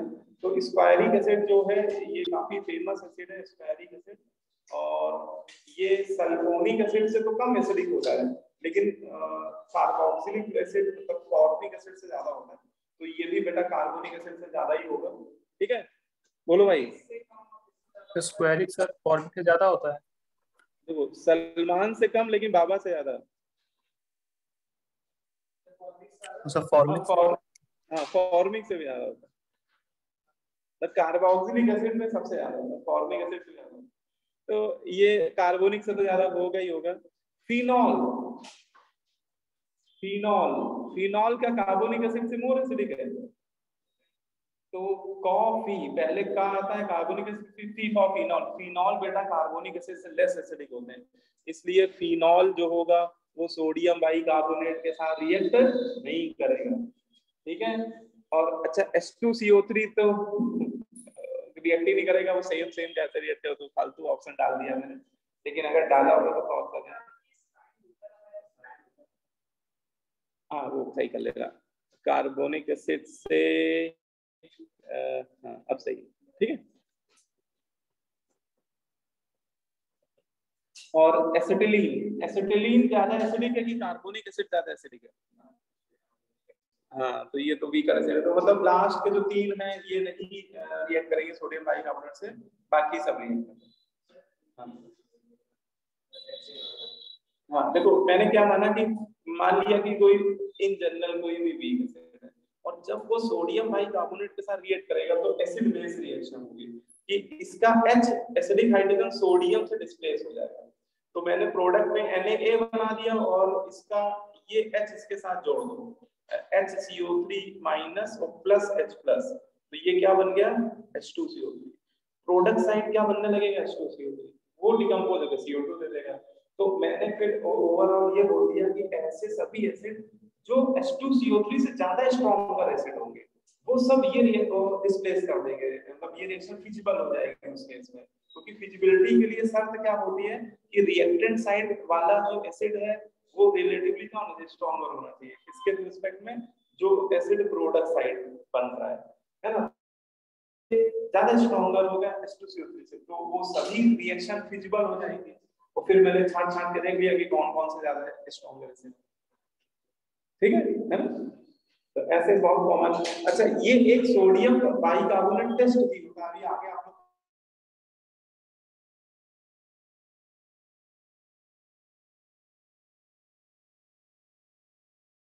है, ये सल्फोनिक एसिड पॉजिटिव शो करते हैं, कार्बोक्सिलिक एसिड भी पॉजिटिव शो करते हैं, लेकिन फिनॉल ये टेस्ट नेगेटिव शो कर देता है। क्यों कर देता है? क्योंकि फिनॉल लेस एसिडिक होता है, ठीक है। ये आगे अभी जब हम लोग एल्कोहल वगैरह चैप्टर पढ़ेंगे ना तो वहां पे ये टेस्ट आता है, लेकिन इसका कॉन्सेप्ट आप समझ सकते हो। ये क्वेश्चन है, ये जो होमवर्क ही कर लीजिएगा, है ना, ये आप लोग अटेम्प्ट कर लीजिएगा एज ए होमवर्क, ठीक है। ये भी इसमें यही बताना है कौन से फिजिबल है, तो पता ही ले जाओगे, इसमें कोई खास बात नहीं है ना। अब इसके बाद ये टॉपिक बच रहा है लास्ट में, टॉटोमेरिज है, तो वो ये आइसोमेरिज, लेकिन ये GOC2 में हम लोग पढ़ते हैं, ठीक है, क्योंकि एक स्पेशल टाइप की आइसोमेरिज होती है। तो क्या है टॉटोमेरिज, समझते हैं भाई इसको। टॉटोमेरिज की एक बेसिक डिफिनेशन लिखी हुई है, सबसे पहले तो हमें इसकी बेसिक डिफिनेशन पता होनी चाहिए कि टॉटोमेरिज किस टाइप की आइसोमेरिज होती है। तो टॉटोमेरिज के बारे में लिखा हुआ है, tautomerism is a phenomenon by which a single compound exists in two or more readily interconvertible structure। टॉटोमेरिज एक ऐसी फिनोमिना होता है जिसमें कोई एक सिंगल कंपाउंड दो या दो से ज्यादा डिफरेंट कंपाउंड में क्या होता है, कन्वर्ट होने लगता है, ठीक है। That differ in the relative position of at least one atomic nucleus, generally alpha hydrogen. देखो ये जो इसने बोला उसको मैं सिंपल शब्दों में बताता हूँ आपको कि कुछ ऐसे कंपाउंड पाए जाते हैं नेचर में, ठीक है, जिनको जब हम लोग वाटर में डिसॉल्व कर लेते हैं। अच्छा, ये टॉटोमेरिज होती है वो एक्वस मीडियम में एग्जिस्ट करती है, ठीक है। यही एक ऐसी आइसोमेरिज है जिसके लिए मीडियम एक्वस होना चाहिए, ठीक है। तो बोलते हैं कि अगर कोई तो जब उस कंपाउंड को हम लोग पानी के अंदर डाल देते हैं, जब किसी कंपाउंड को हम लोग किसी ऑर्गेनिक कंपाउंड को किसमें डाल देते हैं, पानी में, और वाटर में डालने पे वो दो डिफरेंट कंपाउंड में एग्जिस्ट करने लगता है। एक तो वो जो ओरिजिनल जो मैंने डाला और वो एक डिफरेंट अपने आइसोमर में कन्वर्ट होने लगता है। एक तो वो ओरिजिनल कंपाउंड जो मैंने डाला जिसको मैं एक्स बोल रहा हूँ, है ना, एक्स कंपाउंड, और वो अपने एक दूसरे आइसोमर में कन्वर्ट होने लगता है, और वो दोनों आइसोमर एक दूसरे के साथ इक्विलिब्रियम में एग्जिस्ट करते हैं। ऐसा नहीं कि वो 100% वाई में कन्वर्ट हो जाता है, ऐसा नहीं। उसको पानी के अंदर एक्वस सॉल्यूशन में एक्स के मोल तो पाए जाते हैं, एक्स तो रहता ही रहता है, और कई सारे एक्स के मोल वाई में कन्वर्ट हो जाते हैं, और उन दोनों को बोलते हैं कि वो एक दूसरे के क्या है, टॉटोमर्स है ना। और इस पूरी फिनोमेना को क्या बोलते हैं, टॉटोमेरिज बोलते हैं। तो ये बिल्कुल बेसिक बात मैंने आपको बताई है, ठीक है। तो नीचे लिखा भी हुआ है, these two isomers remain in dynamic equilibrium। ये जो दो आइसोमर होते हैं टॉटोमर्स जिनको बोल रहे हैं, वो एक दूसरे के साथ डायनामिक इक्विलिब्रियम में रहते हैं, है ना, और इनको हम लोग आइसोलेट भी कर सकते हैं, कैन बी आइसोलेटेड, है ना। टॉटोमर्स को आइसोलेट किया जा सकता है and also give different lab test. और जब उनको हम लोग आइसोलेट करेंगे तो उनके लैब टेस्ट अलग अलग होते हैं, मतलब वो दोनों में functional group, actually functional group बदल जाते हैं, इसलिए उनके लैब टेस्ट अलग अलग आते हैं। तो मतलब दोनों की अपनी आइडेंटिटी होती है, ठीक है। और उन स्ट्रक्चर्स को ही हम लोग क्या बोलते हैं, टॉटोमर्स बोलते हैं। बोलो इतनी बात समझ में आई? अभी आएगा वो अल्फा हाइड्रोजन का भी, जब स्ट्रक्चर बनाएंगे तब समझ में आएगी। क्योंकि जब उसके टॉटोमर बनते हैं तो सारा जो रोल होता है टॉटोमर मेरिस के पीछे, जो सारा रोल होता है वो अल्फा हाइड्रोजन का ही होता है। बोलते हैं कि टॉटोमेरिस उन्हीं कंपाउंड में बनते हैं जिनमें अल्फा हाइड्रोजन पाए जाते हैं। और वो क्या होते हैं अल्फा हाइड्रोजन, उसको समझते हैं। अच्छा, ये कुछ दूसरे relative position of atomic nucleus मतलब क्या हुआ? ये अभी स्ट्रक्चर जब बताएंगे तब वो समझ में आएगा बेटा, रिलेटिव पोजीशन है। अभी स्ट्रक्चर जब बताएंगे तब वो चीज समझ आएगी, ठीक है। अब देखो ये पहले थ्योरी वाली बातें जो उनको कवर कर लेते हैं। तो पहले ये 2-3 नाम हम लोग को ध्यान रखना है कि टॉटोमेरिस के कुछ और भी नाम दिए गए हैं ऑर्गेनिक केमिस्ट्री में। टॉटोमेरिस को एक नाम कीटो इनॉल आइसोमेर दिया गया है, ये काफी फेमस है ना। कीटो इनॉल को, कि ज्यादातर जो कीटोन होते हैं है ना वही टॉटोमेरिस शो करते हैं, और कीटोन जब टॉटोमर बनाते हैं तो इनॉल में कन्वर्ट हो जाते हैं, इसलिए इनको कीटो इनॉल आइसोमेरिस भी कहा जाता है, ठीक है। अच्छा, इसको डायनेमिक आइसोमेरिस बोलते हैं, क्योंकि जितनी भी आइसोमेरिस आप पढ़ेंगे उसमें यही आइसोमेरिस ऐसी है जो डायनेमिक होती है, डायनेमिक नेचर की होती है, ठीक है, इसलिए डायनेमिक। और बिस्मेट्रोप्रिस भी बोलते हैं, और क्रिप्टोमेरिस, ये सभी नाम इसी के हैं, ठीक है।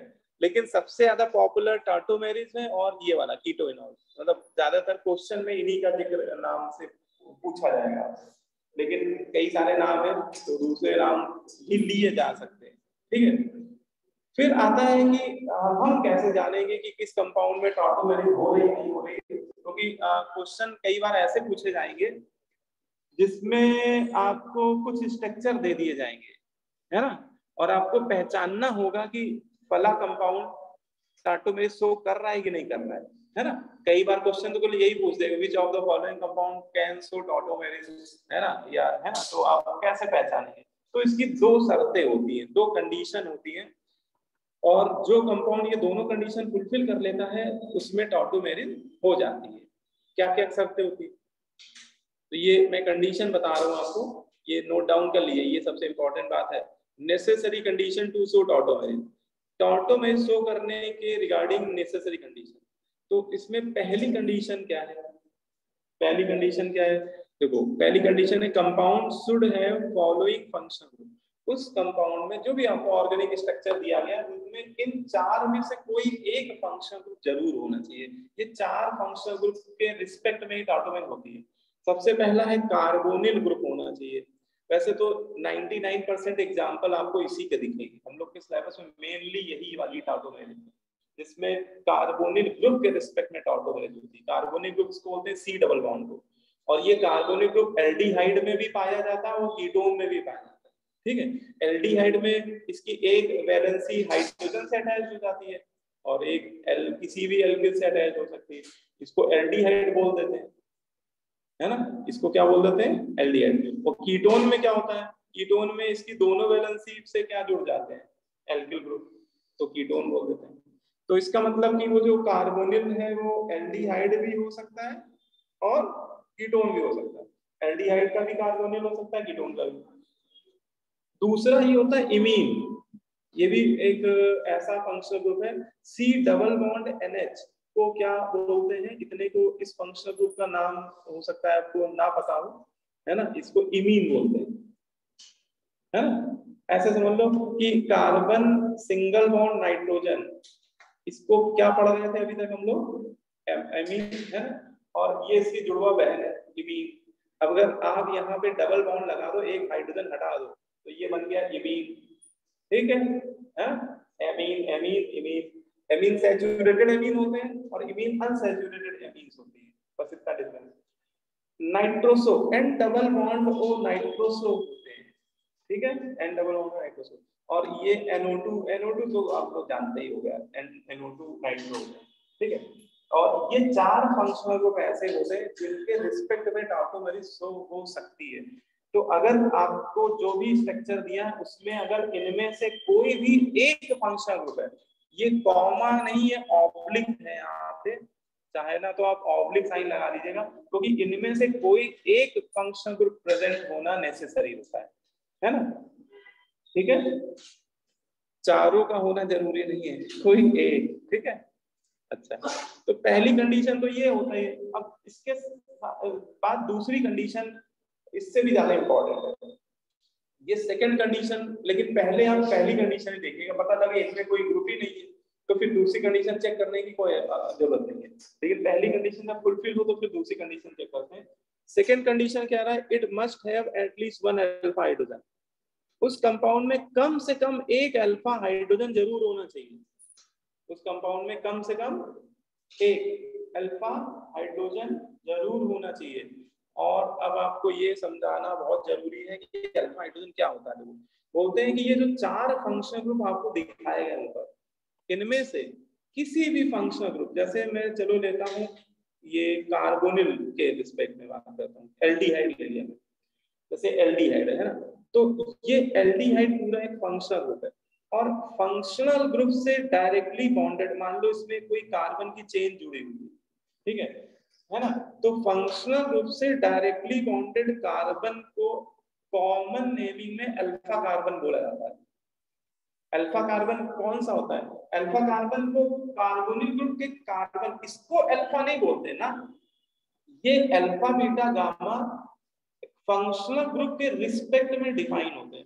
पहले आप फंक्शनल ग्रुप को सेपरेट कर दो, पहले आप फंक्शनल ग्रुप को अगर अलग से हाईलाइट कर दो, ये हमारा हो गया फंक्शनल ग्रुप, यहाँ पे फंक्शनल ग्रुप कौन सा है, एल्डिहाइड। अब फंक्शनल ग्रुप से जो डायरेक्टली बॉन्डेड कार्बन है, पहला कार्बन, वो अल्फा कहलाता है, ठीक है। अल्फा कार्बन से डायरेक्टली बॉन्डेड कार्बन बीटा कहलाता है, बीटा कार्बन से डायरेक्टली गामा, उससे आगे डेल्टा, ऐसे चलता रहता है कॉमन नेम, ठीक है। हमें आगे वालों से कोई लेना देना नहीं, हम लोग को मतलब अल्फा कार्बन से। और उस अल्फा कार्बन पे कम से कम एक हाइड्रोजन का होना अत्यंत आवश्यक है, अगर वो नहीं होगा तो भी टाटोमेरिज नहीं हो पाएगी। तो उस अल्फा कार्बन पे आप देख लीजिएगा कि उस अल्फा कार्बन पे कोई हाइड्रोजन तो अटैच्ड है कि नहीं है। अगर एक भी हाइड्रोजन मिल जाए तो यस बोल दीजिएगा कि वो कंपाउंड हमारा क्या शो कर देगा, टाटोमेरिज शो कर देगा। ये 2 कंडीशन बस आपको चेक करनी है, ठीक है। एक से ज्यादा अल्फा हाइड्रोजन हो तो और बल्ले बल्ले और अच्छी बात है, लेकिन एक टाटोमर बनने के लिए बस एक ही हाइड्रोजन की जरूरत पड़ती है, एक से ज्यादा है तो वो हमारे लिए बेकार ही होते हैं। मतलब 2 हाइड्रोजन है तो ऐसे नहीं कि 2 टाटोमर बनेंगे, टाटोमर एक ही बनेगा, वो यूजलेस होते हैं, ठीक है।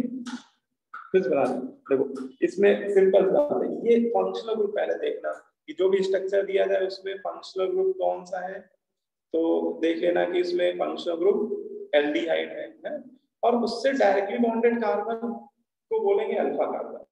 फंक्शनल ग्रुप से directly bonded carbon alpha carbon, और उस अल्फा कार्बन से डायरेक्टली बॉन्डेड हाइड्रोजन जो होंगे these are called alpha hydrogen. और कम से कम एक अल्फा हाइड्रोजन होना बहुत जरूरी है ना टाटोमेरिज के लिए। हाँ, एक बात और है ये भी कि जो अल्फा कार्बन है उसमें हाइब्रिडाइजेशन भी sp3 होना चाहिए, है ना। कई बार ऐसा होगा कि अल्फा कार्बन हमारा क्या होगा, sp2 हाइब्रिडाइज होगा, तो उसके हाइड्रोजन पे टाटोमर नहीं शो करेगा। मतलब ये अल्फा कार्बन पे हाइब्रिडाइजेशन भी कैसा होना चाहिए, sp3, ठीक है। बोलो भाई। हाँ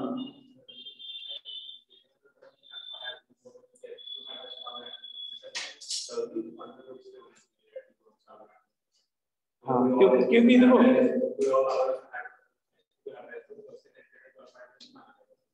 नहीं देखो, वहां पे हाइपर कॉन्जुगेशन में हम लोग एल्कीन और एल्काइन को फंक्शनल ग्रुप मानते थे। वहां भी अल्फा बीटा डिफाइन करने का तरीका वही था कि डबली बॉन्डेड कार्बन को अल्फा कार्बन नहीं बोलते थे, उनके कार्बन को छोड़ देते थे, उनसे जो डायरेक्टली बॉन्डेड कार्बन होता है उसको अल्फा बोलते थे। वहां फंक्शनल ग्रुप एल्कीन एल्काइन था, लेकिन वहां पे हाइपर कॉन्जुगेशन में एल्कीन एल्काइन के H ही शो करते थे। यहाँ पे फंक्शनल ग्रुप जो टाटोमर में बनते हैं, जो अल्फा हाइड्रोजन पार्टिसिपेट करते हैं, वो इन 4 फंक्शनल ग्रुप के अल्फा हाइड्रोजन करते हैं केवल, है ना। इसमें एल्कीन के अल्फा हाइड्रोजन कभी टाटोमेरिज में पार्टिसिपेट करेंगे, एल्कीन के अल्फा हाइड्रोजन या एल्काइन के अल्फा हाइड्रोजन। एक चलो आपको मैं क्वेश्चन देता हूँ ऑब्जेक्टिव फॉर्मेट में, है ना। देखो, क्योंकि कई बार क्वेश्चन आपको केवल ऐसे ही पूछे आएंगे। एक क्वेश्चन कर लेते हैं, लिख लो, how many of following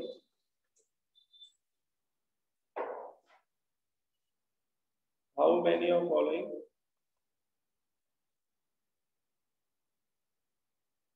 compound so can so tautomeric.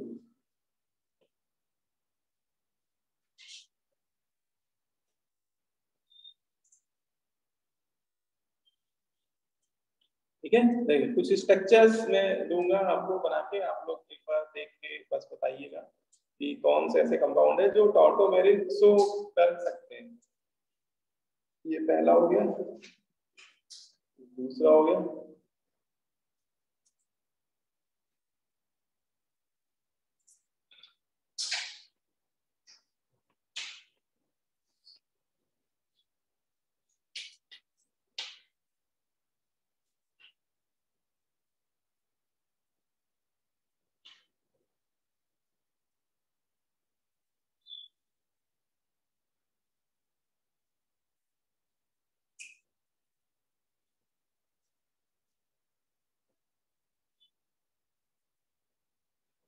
ये हो गया। ठीक है, और हाँ तो साइक्लिक कीटोन ले लेते हैं।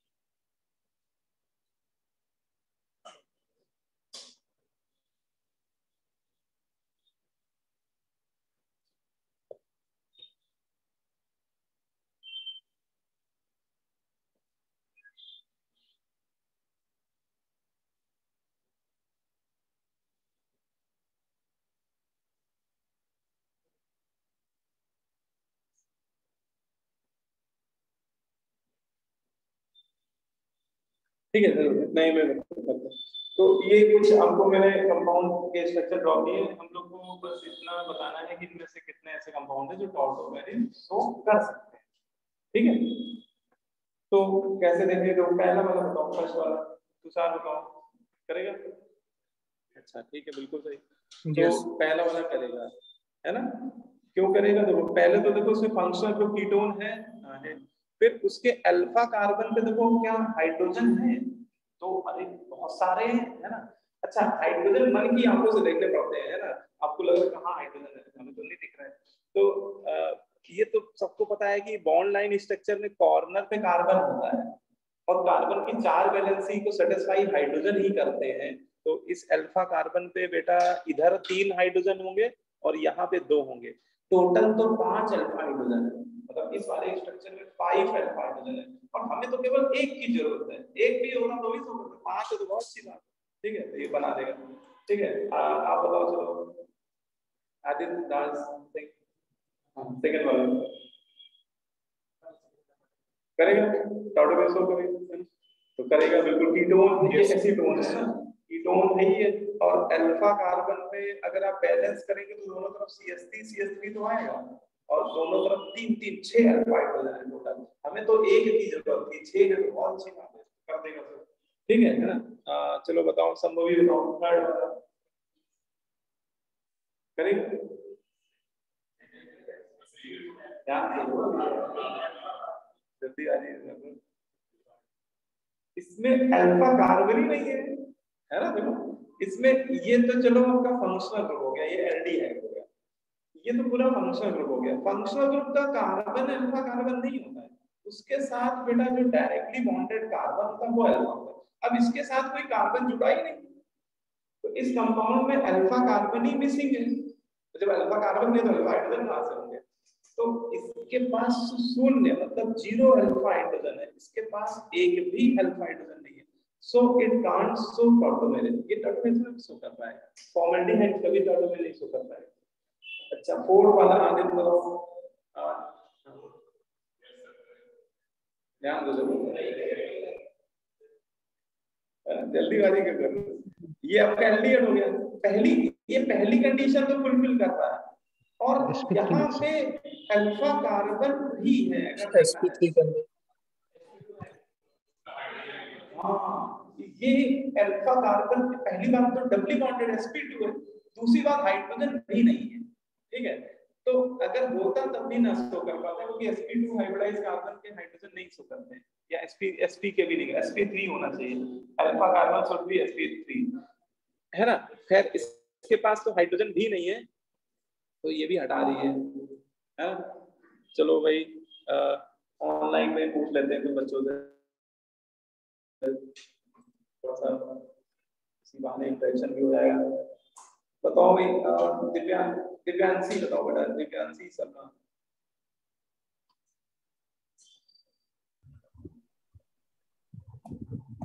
Yes sir. ये 5th नंबर वाला जो है स्ट्रक्चर है, ये बताइए टॉटो में शो करेगा कि नहीं करेगा 5th नंबर।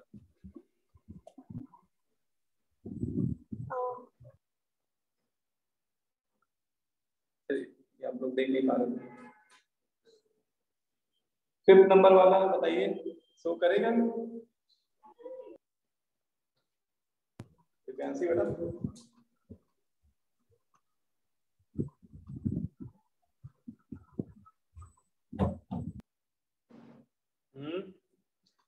हर्षिता बताओ, हर्षिता बताओ।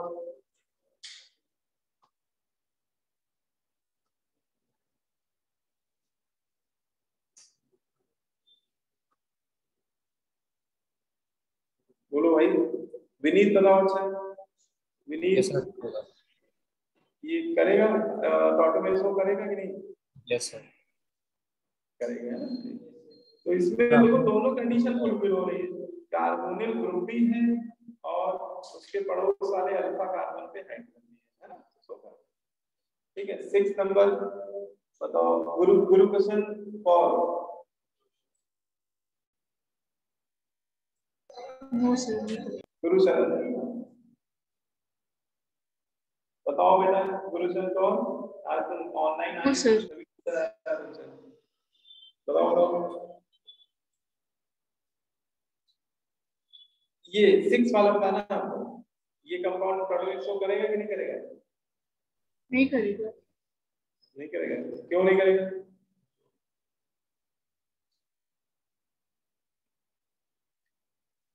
सही आंसर है आपका।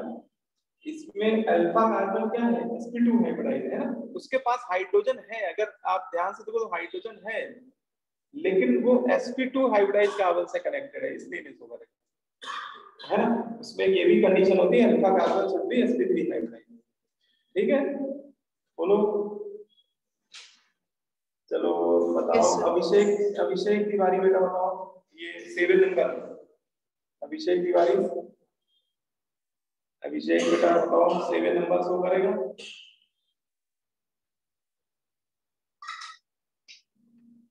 अभिषेक बेटा आवाज आ रही? आयुष्मान बताओ। नो सर नहीं करेगा। नहीं करेगा, ठीक है बेटा। क्यों? अल्फा कार्बन पे हाइड्रोजन नहीं है। आपको कितने लगे हुए हैं?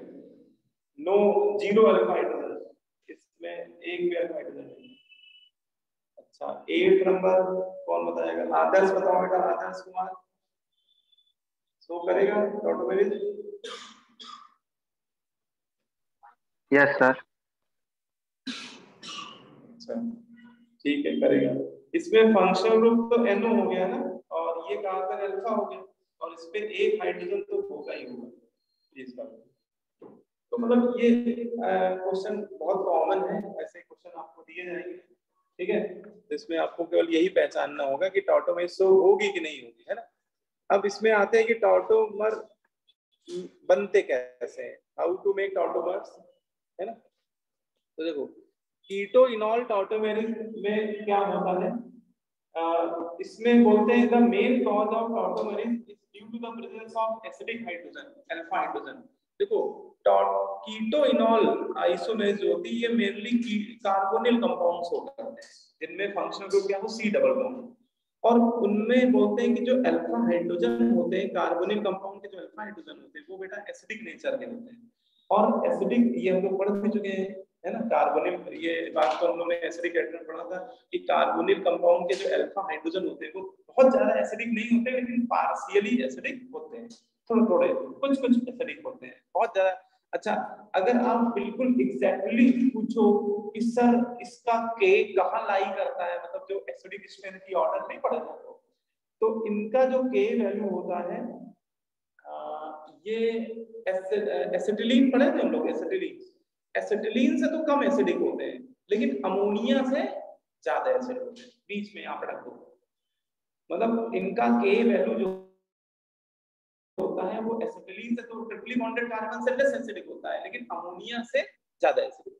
ठीक है, तो एसिडिक नेचर में सबसे लास्ट में आ रहे हैं अगर देखा जाए, बहुत ज्यादा एसिडिक नहीं होते। लेकिन अगर इनमें थोड़ा सा हम लोग बेस डाल दें, अगर हम लोग इनमें थोड़ा सा क्या डाल दें, बेस, थोड़ा सा बेस की कुछ बूंदे टपकानी पड़ेगी, तो ये टॉटोमर बनाने लगते हैं, ये एक सेकेंड स्ट्रक्चर में कन्वर्ट हो जाते हैं, और उस सेकेंड स्ट्रक्चर में आपको कार्बन कार्बन के बीच में डबल बॉन्ड भी दिख रहा होता है और OH भी दिख रहा होता है। इस फंक्शनल ग्रुप को इनॉल बोल देते हैं पूरा पूरा। इसको क्या बोलते हैं, इनॉल। ई डबल बॉन्ड को IUPAC में इन बोलते हैं और OH को ऑल, तो पूरा मिला के क्या बन जाता है, इनॉल। और ये दोनों एक दूसरे की डायनेमिक इक्विलिब्रियम पे एग्जिस्ट हो जाते हैं, है ना, और यही दोनों एक दूसरे के क्या कहलाते हैं, टॉटोमर्स। ठीक है, तो कीटो फॉर्म जो होते हैं, मतलब कोई अगर कीटोन है, एल्डिहाइड या कीटोन कोई भी हो सकता है, अगर उसमें थोड़ा सा बेस डालते हैं तो वो एक दूसरे अपने आइसोमर में कन्वर्ट होने लगते हैं, लेकिन ऐसा नहीं कि वो 100% कन्वर्ट हो जाएंगे, एक इक्विलिब्रियम सा बनेगा, मतलब कुछ पार्शियली कन्वर्ट हो जाएंगे, कुछ 50%, 40%, 20%, 5%, 10%। ठीक है, और उन दोनों के बीच में क्या बनेगा, एक इक्विलिब्रियम। इन दोनों के बीच में क्या बनेगा, एक इक्विलिब्रियम। बोलो भाई, है ना। अब देखो, अब ये लिख ली, ये वाला स्ट्रक्चर जो बना लिया, कीटो फॉर्म किसमें कन्वर्ट हो रहा है, इनॉल फॉर्म।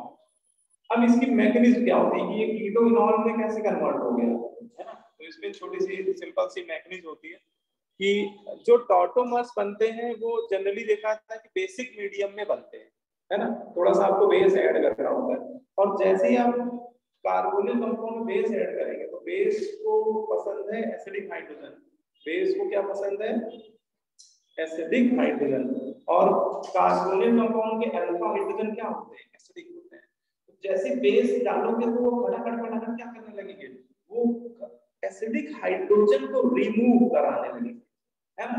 और H एसिडिक है तो बेटा ये H+ करके निकलेगा, ठीक है, एसिडिक हाइड्रोजन प्लस प्रोटॉन का फॉर्म निकलेगा। तो वो जो बॉन्ड में है, ये जो आप देख रहे हैं ना, ये 2 इलेक्ट्रॉन, ये किसके पास जाएगा, ये कार्बन के पास जाएगा, क्योंकि हाइड्रोजन तो अपना इलेक्ट्रॉन छोड़ के जाता है, ठीक है, ले जाओ, है ना। अब ये इलेक्ट्रॉन किसके पास गया, कार्बन के पास, तो यहाँ पे एक इंटरमीडिएट बना कार्बेनाइल टाइप का, और ये कार्बेनाइल वो पड़ोस में जो C डबल बॉन्ड है उसके साथ कॉन्जुगेशन में आता दिख रहा है कि नहीं, देखो उसका नेगेटिव चार्ज के कॉन्जुगेशन में डबल बॉन्ड है, पाई बॉन्ड। तो अब दिखेगा, अरे बगल में पड़ोस में हरियाली है ना, उसका मन मचलेगा और लगभग चबा करके तुरंत रेजोनेटिंग स्ट्रक्चर में चला जाएगा। तो इसका एक रेजोनेटिंग स्ट्रक्चर साथ ही साथ बनने लगेगा, जिसमें वो जो निगेटिव चार्ज कार्बन पे था वो अगले स्ट्रक्चर में कहाँ चला जाएगा, ऑक्सीजन पे आ जाएगा। अब देखो, वैसे तो ये दोनों रेजोनेटिव स्ट्रक्चर बनेंगे, लेकिन अगर आपसे मैं पूछूं कि इन दोनों में ज्यादा स्टेबल कौन सा है, इसको मैं अगर फर्स्ट बोल दूं और इसको सेकंड बोल दूं, तो रिलेटिवली ज्यादा स्टेबल रेजोनेटिव स्ट्रक्चर है सेकंड वाला। क्यों है, negative charge oxygen, negative charge oxygen पे आ गया, मोर इलेक्ट्रोनेगेटिव एटम पे आ गया, है ना। तो बिल्कुल सही आपने बोला, तो ये स्ट्रक्चर थोड़ा ज्यादा स्टेबल होता है, तो ये इसके एक्सिस्टेंस बढ़ जाती है।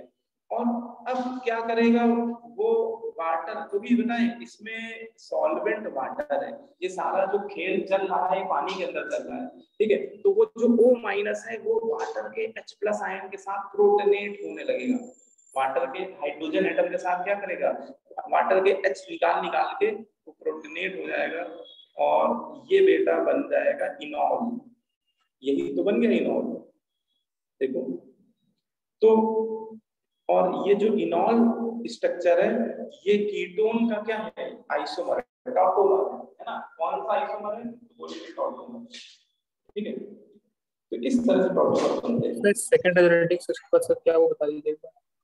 हाँ, सेकंड एरोमेटिक स्ट्रक्चर में क्या हुआ कि वो नेगेटिव चार्ज जो आ गया वो ऑक्सीजन पे आ गया, और ऑक्सीजन पे नेगेटिव चार्ज ये यहीं पर लिख दो, ऑक्सीजन पे नेगेटिव चार्ज क्या होगा, मोर स्टेबल होगा, है ना। क्यों मोर स्टेबल होगा, क्योंकि ऑक्सीजन और कार्बन दोनों सेम पीरियड के एलिमेंट है, और सेम पीरियड के एलिमेंट में इलेक्ट्रोनेगेटिव फैक्टर डोमिनेंट होता है। तो अब देखो कि इलेक्ट्रोनेगेटिव किसकी ज्यादा है, तो ऑक्सीजन की ज्यादा है, तो नेगेटिव चार्ज ऑक्सीजन पे रहना ज्यादा चाहे, है ना। उस नेगेटिव चार्ज से पूछोगे बताओ तुम कहाँ रहना चाहोगे, तो कहेगा ऑक्सीजन पे रहना चाहेंगे, है ना। तो वो सेकेंड स्ट्रक्चर की डोमिनेंस बढ़ जाएगी, ज्यादा मैक्सिमम मॉलिक्यूल किसी फॉर्म में रहना चाहेंगे, और फिर वो तबाही मचाना शुरू कर देंगे, वो वाटर के H+ आयन से प्रोटोनेट हो जाएंगे, है ना। क्योंकि सॉल्वेंट तो पानी है ना, चारों तरफ वाटर के मॉलिक्यूल तैर रहे होंगे, तो वो कहेगा अच्छा तुम घूम रहे हो, लाओ अपना H लाओ में, खुद स्टेबल हो जाएगा, ठीक है। और OH आयन लॉस कर देगा, OH आयन तो वैसे भी कैटलिस्ट था, कुछ मुझे टपका ही दिया, तो OH आयन तो रहनी चाहिए। तो ये बन गया इनॉल, है ना। अच्छा, ये एक एक्सपेरिमेंटल फैक्ट डेटा है कि ये जब एसीटोन में इनॉल फॉर्म करती है तो उसकी परसेंटेज नहीं होती है, मतलब बहुत ज्यादा नहीं है। एसीटोन में इनॉल कंटेंट कितना है, 0.02% ऑफ का, लेकिन एग्जिस्ट तो कर ही रहा है, ठीक है। अच्छा, तो ये पूरी मैग्नीज मैंने आपको कलेक्ट बताई। अब देखो, अब मैं आपको एक शॉर्ट तरीका बताता हूँ कि देखो ये तो पूरी मैग्नीज है, इतना टाइम हम लोग के पास नहीं होता है कि जैसे मान लो आपको कोई कीटो फॉर्म दे दिया है और बोला जाएगा उसका इनॉल फॉर्म बनाओ, कई बार वो पूछेगा कि कौन इसका इनॉल कौन सा है, तो आपको बनाना पड़ेगा। तो उसके लिए एक तो तरीका है कि पूरी आप मैग्नीज लिखो, है ना, इतना टाइम है नहीं। तो एक आपको मैं बताता हूँ इससे आसान तरीका, मतलब उसको बोल सकते हो कि स्मार्ट मेथड है, शॉर्ट मेथड है। देखो, कीटो से इनॉल डायरेक्ट कैसे बनाए बिना मैग्नीज के, हमें मैग्नीज नहीं लिखे, इतना टाइम कहाँ होता पेपर में पूरी मैग्नीज लिखो। तो उसके लिए एक आपको ट्रिक बताता हूँ, डायरेक्ट कैसे बनाए। तो जो भी कीटो फॉर्म दिया हो उसका एक अल्फा हाइड्रोजन पहले सेपरेट कर देना, एक अलग मैंने हटा दिया क्योंकि वही सारा खेल उसी का है, और उस अल्फा हाइड्रोजन को आप ऑक्सीजन पे मूव करा देना डायरेक्ट। वैसे वो डायरेक्ट जाता नहीं है, मैकेनिज्म तो नीचे वाली है कि पहले उसको OH लेके भागता है, लेकिन आपको डायरेक्ट बनाना है, वो भी तरीका बता रहा हूँ कि स्मार्ट मेथड क्या है कि हम लोग डायरेक्ट कैसे बनाएंगे। तो अल्फा हाइड्रोजन को सीधे कहाँ मूव करा दो, ऑक्सीजन पे, लेकिन उसके पास वैलेंसी भी तो खाली होनी चाहिए, है ना। तो उसका इसका पाई बॉन्ड इधर घुमा देंगे अल्फा कार्बन, जिससे इसका वैलेंसी खाली हो जाएगी, हाइड्रोजन चिपक जाएगा, बन गया इनॉल। कार्बन कार्बन के बीच डबल बॉन्ड आ जाएगा और ऑक्सीजन का OH आ जाएगा, सीधे, कोई मैग्नेटिक लिखने की होती नहीं, ठीक है। अब देखो ये कुछ छोटे छोटे एग्जांपल है, इनमें जल्दी जल्दी आपको इनॉल फॉर्म बना के दिखाना है। देखो जैसे ये आपको कीटोन है, इसका इनॉल बनाना है, तो हम क्या करेंगे, किसी एक तरफ के अल्फा हाइड्रोजन को अलग कर दिया, ठीक है, और अब इसको क्या करें बताओ, इसको कहाँ घुमा दें, ओके, और ये पाई बॉन्ड किधर आ जाएगा, इधर। तो इसका इनॉल फॉर्म अगर मुझे बोला जाए तो बना देंगे आप लोग डायरेक्ट। हम लोग को प्रैक्टिस बेटा डायरेक्ट में ही करनी, क्योंकि तो मैकेनिज्म हम लोग को पढ़नी होती है, लेकिन ऐसा नहीं कि मैकेनिज्म के बिना क्वेश्चन होते नहीं, मैकेनिज्म का जो निचोड़ है वो समझना होता है कि फाइनली वो तो यही ना बन गया इनॉल, ठीक है। ये कीटो है, इनॉल है। अच्छा, इसका बनाओ भाई इनॉल, कैसे बनेगा, इसका अल्फा कार्बन इधर भी है, अच्छा इसमें 2 अल्फा कार्बन है, तो इधर से निकालेंगे, इधर से निकालेंगे, इसके 2 बनते हो, ऐसा इसमें भी 2 बन सकते थे, लेकिन वो सिमेट्री थी, पहले वाले में सिमेट्री थी, है ना, लेकिन दूसरे वाले में सिमेट्री नहीं है, सिमेट्री कैसे देखेंगे? तो जहां कीटोन है वहीं से आप उसको कट करके देख लो। ऐसे ही इमेजिनरी एक यहीं पे अब तलवारें सुले बनी लगा कीटोन से। अब देखो लेफ्ट और राइट अगर सेम ग्रुप लगे हो तो सिमेट्रिकल है। सिमेट्रिकल में तो कहीं से किसी भी अनुपात से एच निकालो, कोई फर्क नहीं पड़ने वाला। इसमें करके देखो यहाँ पे है, ये अनसिमेट्रिकल है। अब देखो इधर राइट वाला है रीजन, हाँ वो जो डबल बॉन्ड आएगा ना वो इस वाले डबल बॉन्ड के साथ क्रॉस वो एक्सटेंडेड कॉन्जुगेशन में आ जाएगा। इसको हाँ वो रेजोनेंस ही है लेकिन इसको एक्सटेंडेड कॉन्जुगेशन बोल दिया है। देखो जब इसको बनाएंगे तो क्लियर हो जाएगा कि जो डबल बॉन्ड आ रहा है इनॉल में डबल बॉन्ड जो आता है ना, देखो इसका डबल बॉन्ड यहाँ पे आएगा और ये डबल बॉन्ड इस वाले डबल बॉन्ड के साथ देखो कॉन्जुगेशन में आ गया, जो डबल बॉन्ड पहले से था उसके साथ में। और कभी ऐसा हो कि इनॉल का डबल बॉन्ड अगर पहले से किसी डबल बॉन्ड के साथ जो पहले से बैठा हुआ है उसके साथ कॉन्जुगेशन में आ जाए तो उसको बोलते हैं एक्सटेंडेड कॉन्जुगेशन, है ना। इसको बोलते हैं it is an example of extended conjugation. और ऐसे इनॉल कॉन्जुगेशन बता दीजिए। हाँ देखो इसमें ये देखना है कि देखो आप अगर इधर से H निकालोगे तो यहाँ डबल बॉन्ड आएगा, है ना। एक बार आप यहाँ से भी निकालो, चलो दोनों तरफ से निकालो। जब दोनों आप बनाओगे तो आपको समझ जाएगा कि क्या हो रहा है। इसमें एक और बनेगा लेकिन वो माइनर होगा, मतलब उसका परसेंटेज बेटा बहुत कम होगा, वो माइनर होगा। बनेंगे दोनों, ऐसा नहीं कि एक ही बनेगा, बनेंगे दोनों, लेकिन जो ज्यादा परसेंटेज में बनेगा वो ये वाला होगा, ठीक है। ये वाला मेजर इनॉल फॉर्म है, इसको इसके नीचे लिख लो मेजर और इसके लिए लिख लो ये माइनर। अब ये कैसे पता चल गया? इसमें ये देखना है कि ये जो पाई बॉन्ड आ रहा है, ये जो पाई बॉन्ड पहले से था उसके साथ ये कॉन्जुगेशन में आ गया। तो कॉन्जुगेटेड पाई बॉन्ड क्या होते हैं? बहुत स्टेबल हो जाते हैं रेजोनेंस से। और यहाँ पे जो सेकंड स्ट्रक्चर में जो डबल बॉन्ड आ रहा है वो बेटा क्या इस डबल बॉन्ड के साथ कोई कॉन्जुगेशन कर पा रहा है, रेजोनेंस कर पा रहा है? नहीं कर पा रहा है। तो ये वाला इनॉल कंटेंट का परसेंट और कम हो जाएगा, मतलब वेरी वेरी माइनर प्रोडक्ट होगा। तो इसमें मेजर इनॉल फॉर्म ये वाली है, ठीक है। इसको ना भी बनाओ तो भी चलेगा क्योंकि मेजर वाला ही पूछा भी जाएगा। अब जैसे इस वाले में बताओ भाई, इनॉल इसमें आप इधर से तो गलती से भी ना निकाल देना क्योंकि ये अल्फा कार्बन क्या है, तो ये वाला तो निकलेगा ही नहीं। यहाँ पे हाइड्रोजन है लेकिन निकलेगा नहीं, वो टॉप है नहीं। आप इधर से निकालो। और इसके निकालने का एक फायदा भी है क्योंकि जो पाई बॉन्ड आएगा इनॉल वाला पाई बॉन्ड आएगा वो दो डबल बॉन्ड जो पहले से बैठे हैं उस तीनों के साथ कॉन्जुगेशन में आ जाएगा। ओवरऑल पूरी रिंग हमारी क्या हो जाएगी, एरोमेटिसिटी गेन कर देगी। और जब भी इनॉल किसी स्ट्रक्चर का इनॉल फॉर्म एरोमेटिसिटी गेन कर लेता है, जैसे यहाँ पे ये एरोमेटिसिटी गेन कर लेगा, तो इसमें जानते हो क्या होता है? इसमें इनॉल कंटेंट 99% के आसपास लाई करने लगता है ना। इसमें कोई पूछे इनॉल कंटेंट कितने परसेंट है अप्रोक्सीमेटली, तो एरोमेटिसिटी आने की वजह से देखो इसका मैंने फॉरवर्ड वाला एरो जानबूझ के काफी लंबा बनाया है, तो बैकवर्ड है छोटा बनाया है। वो इसीलिए बनाया है क्योंकि उसका जो इनॉल कंटेंट है वो एरोमेटिसिटी की वजह से बहुत ज्यादा बढ़ जाएगा, 99% बढ़ जाएगा अप्रोक्सीमेटली। इनका इतना नहीं होगा, इसका बहुत ज्यादा होगा। नहीं रिंग एरोमेटिसिटी रिंग की प्रॉपर्टी, तो ये रिंग एरोमेटिक होगी ना। रिंग के बाहर वाली पार्ट नहीं देखते ना, एरोमेटिसिटी चेक कर देता है।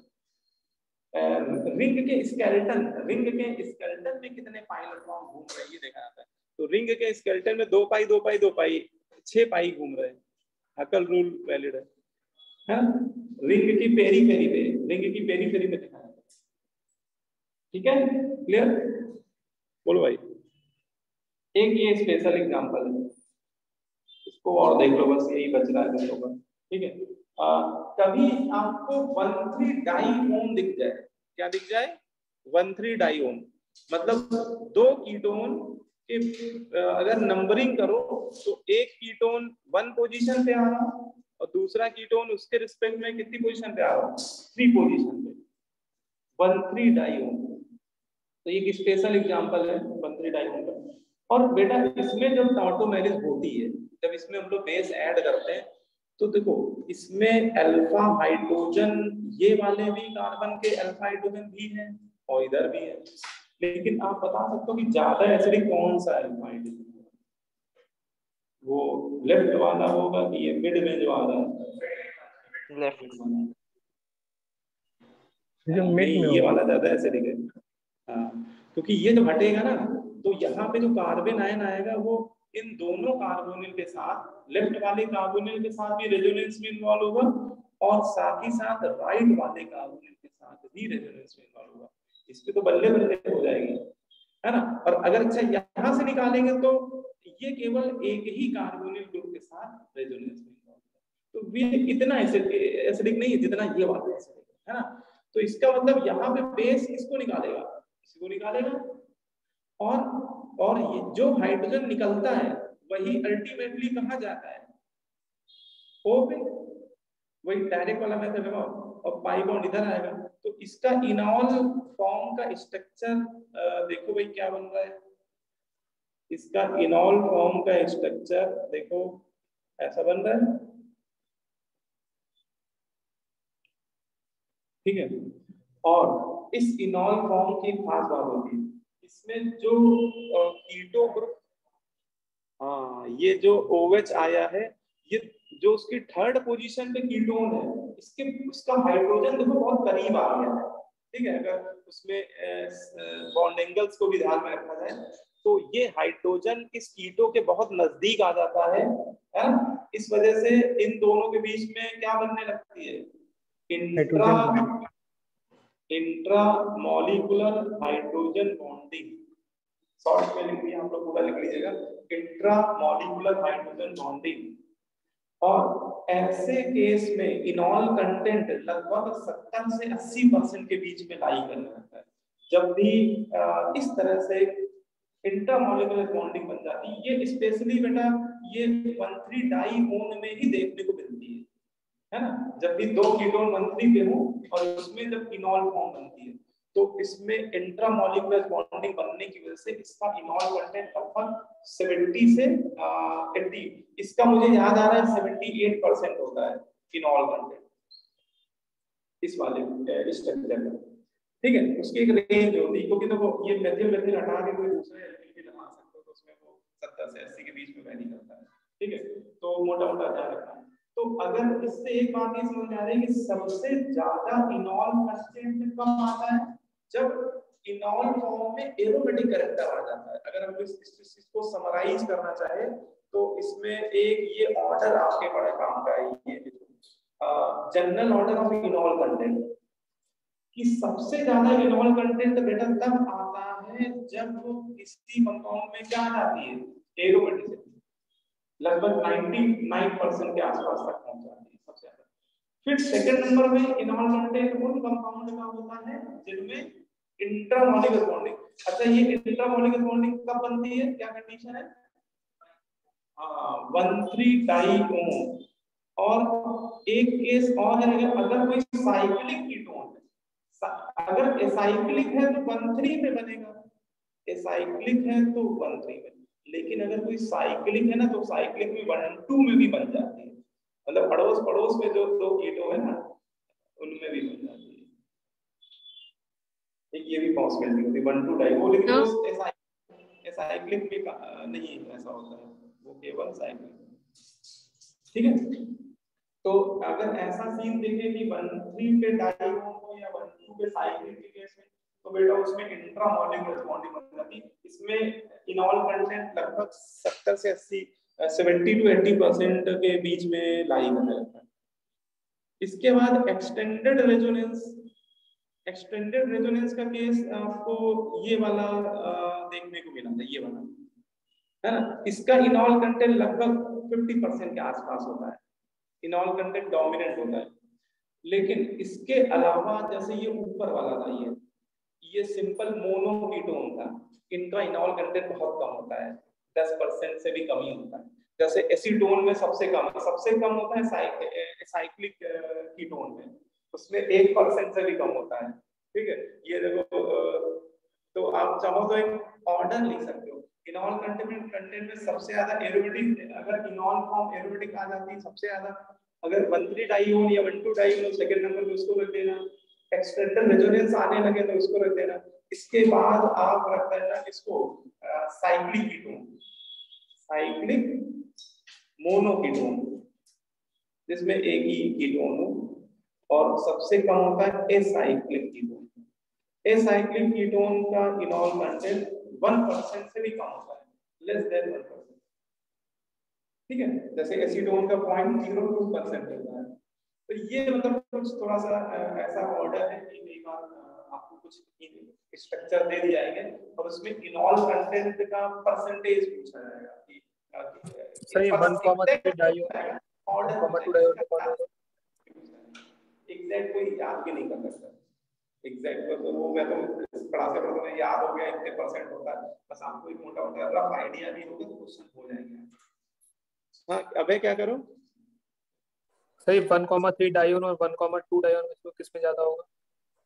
1,3 का ज्यादा होता है, 1,3 का 1,2 से थोड़ा ज्यादा होता है, क्योंकि इसमें हाइड्रोजन बॉन्डिंग रिलैक्स्ड बनती है और उसमें थोड़ा सा एंगल स्ट्रेन आ जाता है रिंग की वजह से। ठीक है, अब जैसे इसमें क्वेश्चन, ये क्वेश्चन आप लोग कर लीजिएगा, ये क्वेश्चन इनॉल कंटेंट वाले ही है। जैसे ये यही वाला देखो, इसमें जल्दी से आप लोग बता दो, इसमें आपको 4 कीटोन दिए हैं, पूछा क्या है, डिक्रीजिंग ऑर्डर ऑफ इनॉल कंटेंट।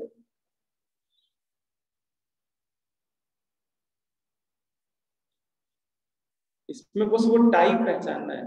ये देखो, ये 1,2 डाई कीटोन नहीं दिख रहा है, ये मोनोकीटोन है लेकिन साइक्लिक है, ये मोनोकीटोन है लेकिन एसाइक्लिक है, और ये तो कीटोन ही नहीं है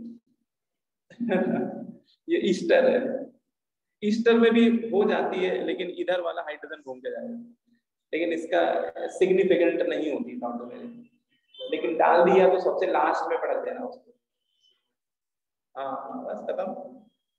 इसमें क्योंकि बेटा इंट्रामोलिकुलर एजबॉन्डिंग बनने लगेगी ना, इसलिए इसका इनॉल कंटेंट इनमें सबसे ज्यादा हो जाएगा। फिर साइक्लिक कीटोन का ज्यादा होता है, फिर साइक्लिक का होता है, और ईस्टर में तो होगी ही नहीं, लेकिन अब डाल दिया तो सबसे लास्ट में उसमें सिग्निफिकेंट हाइड्रोजन बॉन्डिंग नहीं, तो वो इनॉल में कंटेंट नहीं बनता। अब जैसे एक जल्दी से बस ये बता दो, बस लास्ट क्वेश्चन, अगर देर हो रही तो कोई बात नहीं। इसमें जैसे कह रहा है कि जैसे कोई दिक्कत नहीं, रुक नहीं रहा हूँ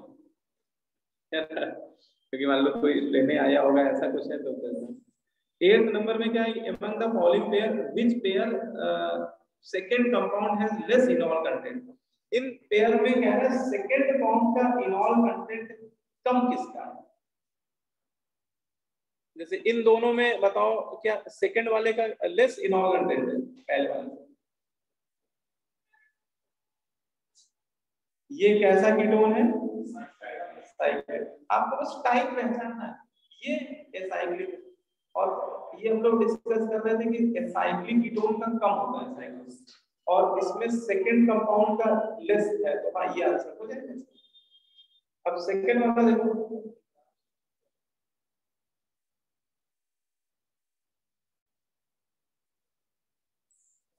बी वाला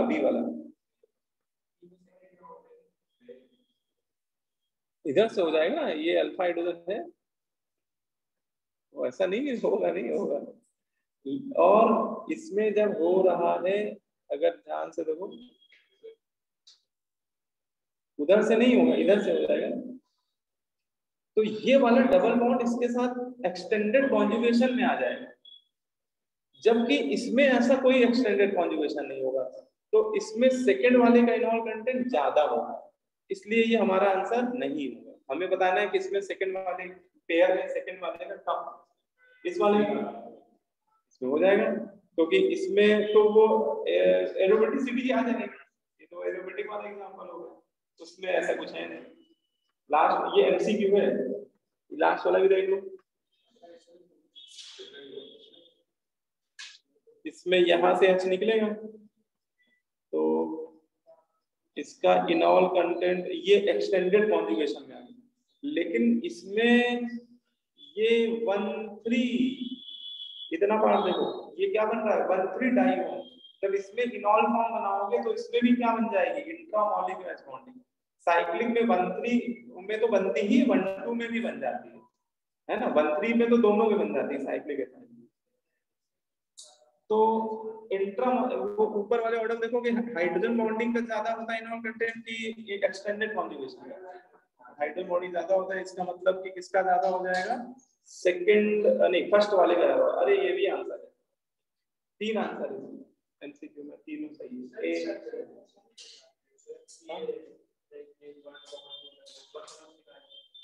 उसमें बस कीटोन को ही पकड़ोगे, देखो इसमें कीटोन को नंबर कर दो 1 2 3, तो एक कीटोन दूसरे के रिस्पेक्ट में थर्ड पोजीशन पे है, बाकी पार्ट मत देखो, केवल इतना ही हिस्सा देखो इसका, ठीक है। तो ठीक है, ये आपका कंप्लीट हो गया, GOC2 कंप्लीट है। इसका प्रीवियस वाला क्वेश्चन, हाँ कौन सा, द सी ऑप्शन। हाँ देखो सी ऑप्शन, ठीक है। तो इसको आप लोग को सीट आप लगानी है GOC2 की, अगले वीक में इसकी सीट डिस्कस करेंगे, ठीक है। पहली क्लास में नहीं करेंगे, लेकिन थर्ड क्लास में करेंगे, ठीक है। तब तक आप लोग अटेम्प्ट करें। सी ऑप्शन से एक्सप्लेन कर दीजिए। कोऑर्डिनेशन कंपाउंड्स होते होंगे अगर आप इनऑर्गेनिक, वैसे तो जो सीक्वेंस आया है उसमें मेटलर्जी लिखा हुआ है, लेकिन समस्या क्या है कि मेटलर्जी हट रहा है सिलेबस से, CBSE से भी हट रहा है, SC से हट रहा है। हाँ तो ऐसा चैप्टर कर लो जो है सिलेबस में पहले उनको, क्योंकि ये भी सुनने में आ रहा है कि अभी CBSE ने हटाया है, और CBSE से बड़ा बोर्ड है और NTA फॉलो करता है NCERT, मतलब CBSE बोर्ड को फॉलो करता है। और अगर CBSE हटा रही है तो कहीं ना कहीं NTA भी हो सकता है कि वही फॉलो कर ले, पता हम लोग पढ़े और बाद में हट जाए, क्या फायदा। इससे अच्छे पहले जो कंफर्म है कि ये है उनको तो करिए। तो हाँ तो देखो सबकी प्लानिंग अलग अलग है, सॉल्यूशन पढ़ने तो उनको, हम लोग कोऑर्डिनेशन पढ़ लेंगे। सर बताओ, बोलो बोलो क्या करो। सर वो जो 1,3 डायो वाला स्ट्रक्चर है उसमें जो साइड वाला कार्बन है उससे भी हम लोग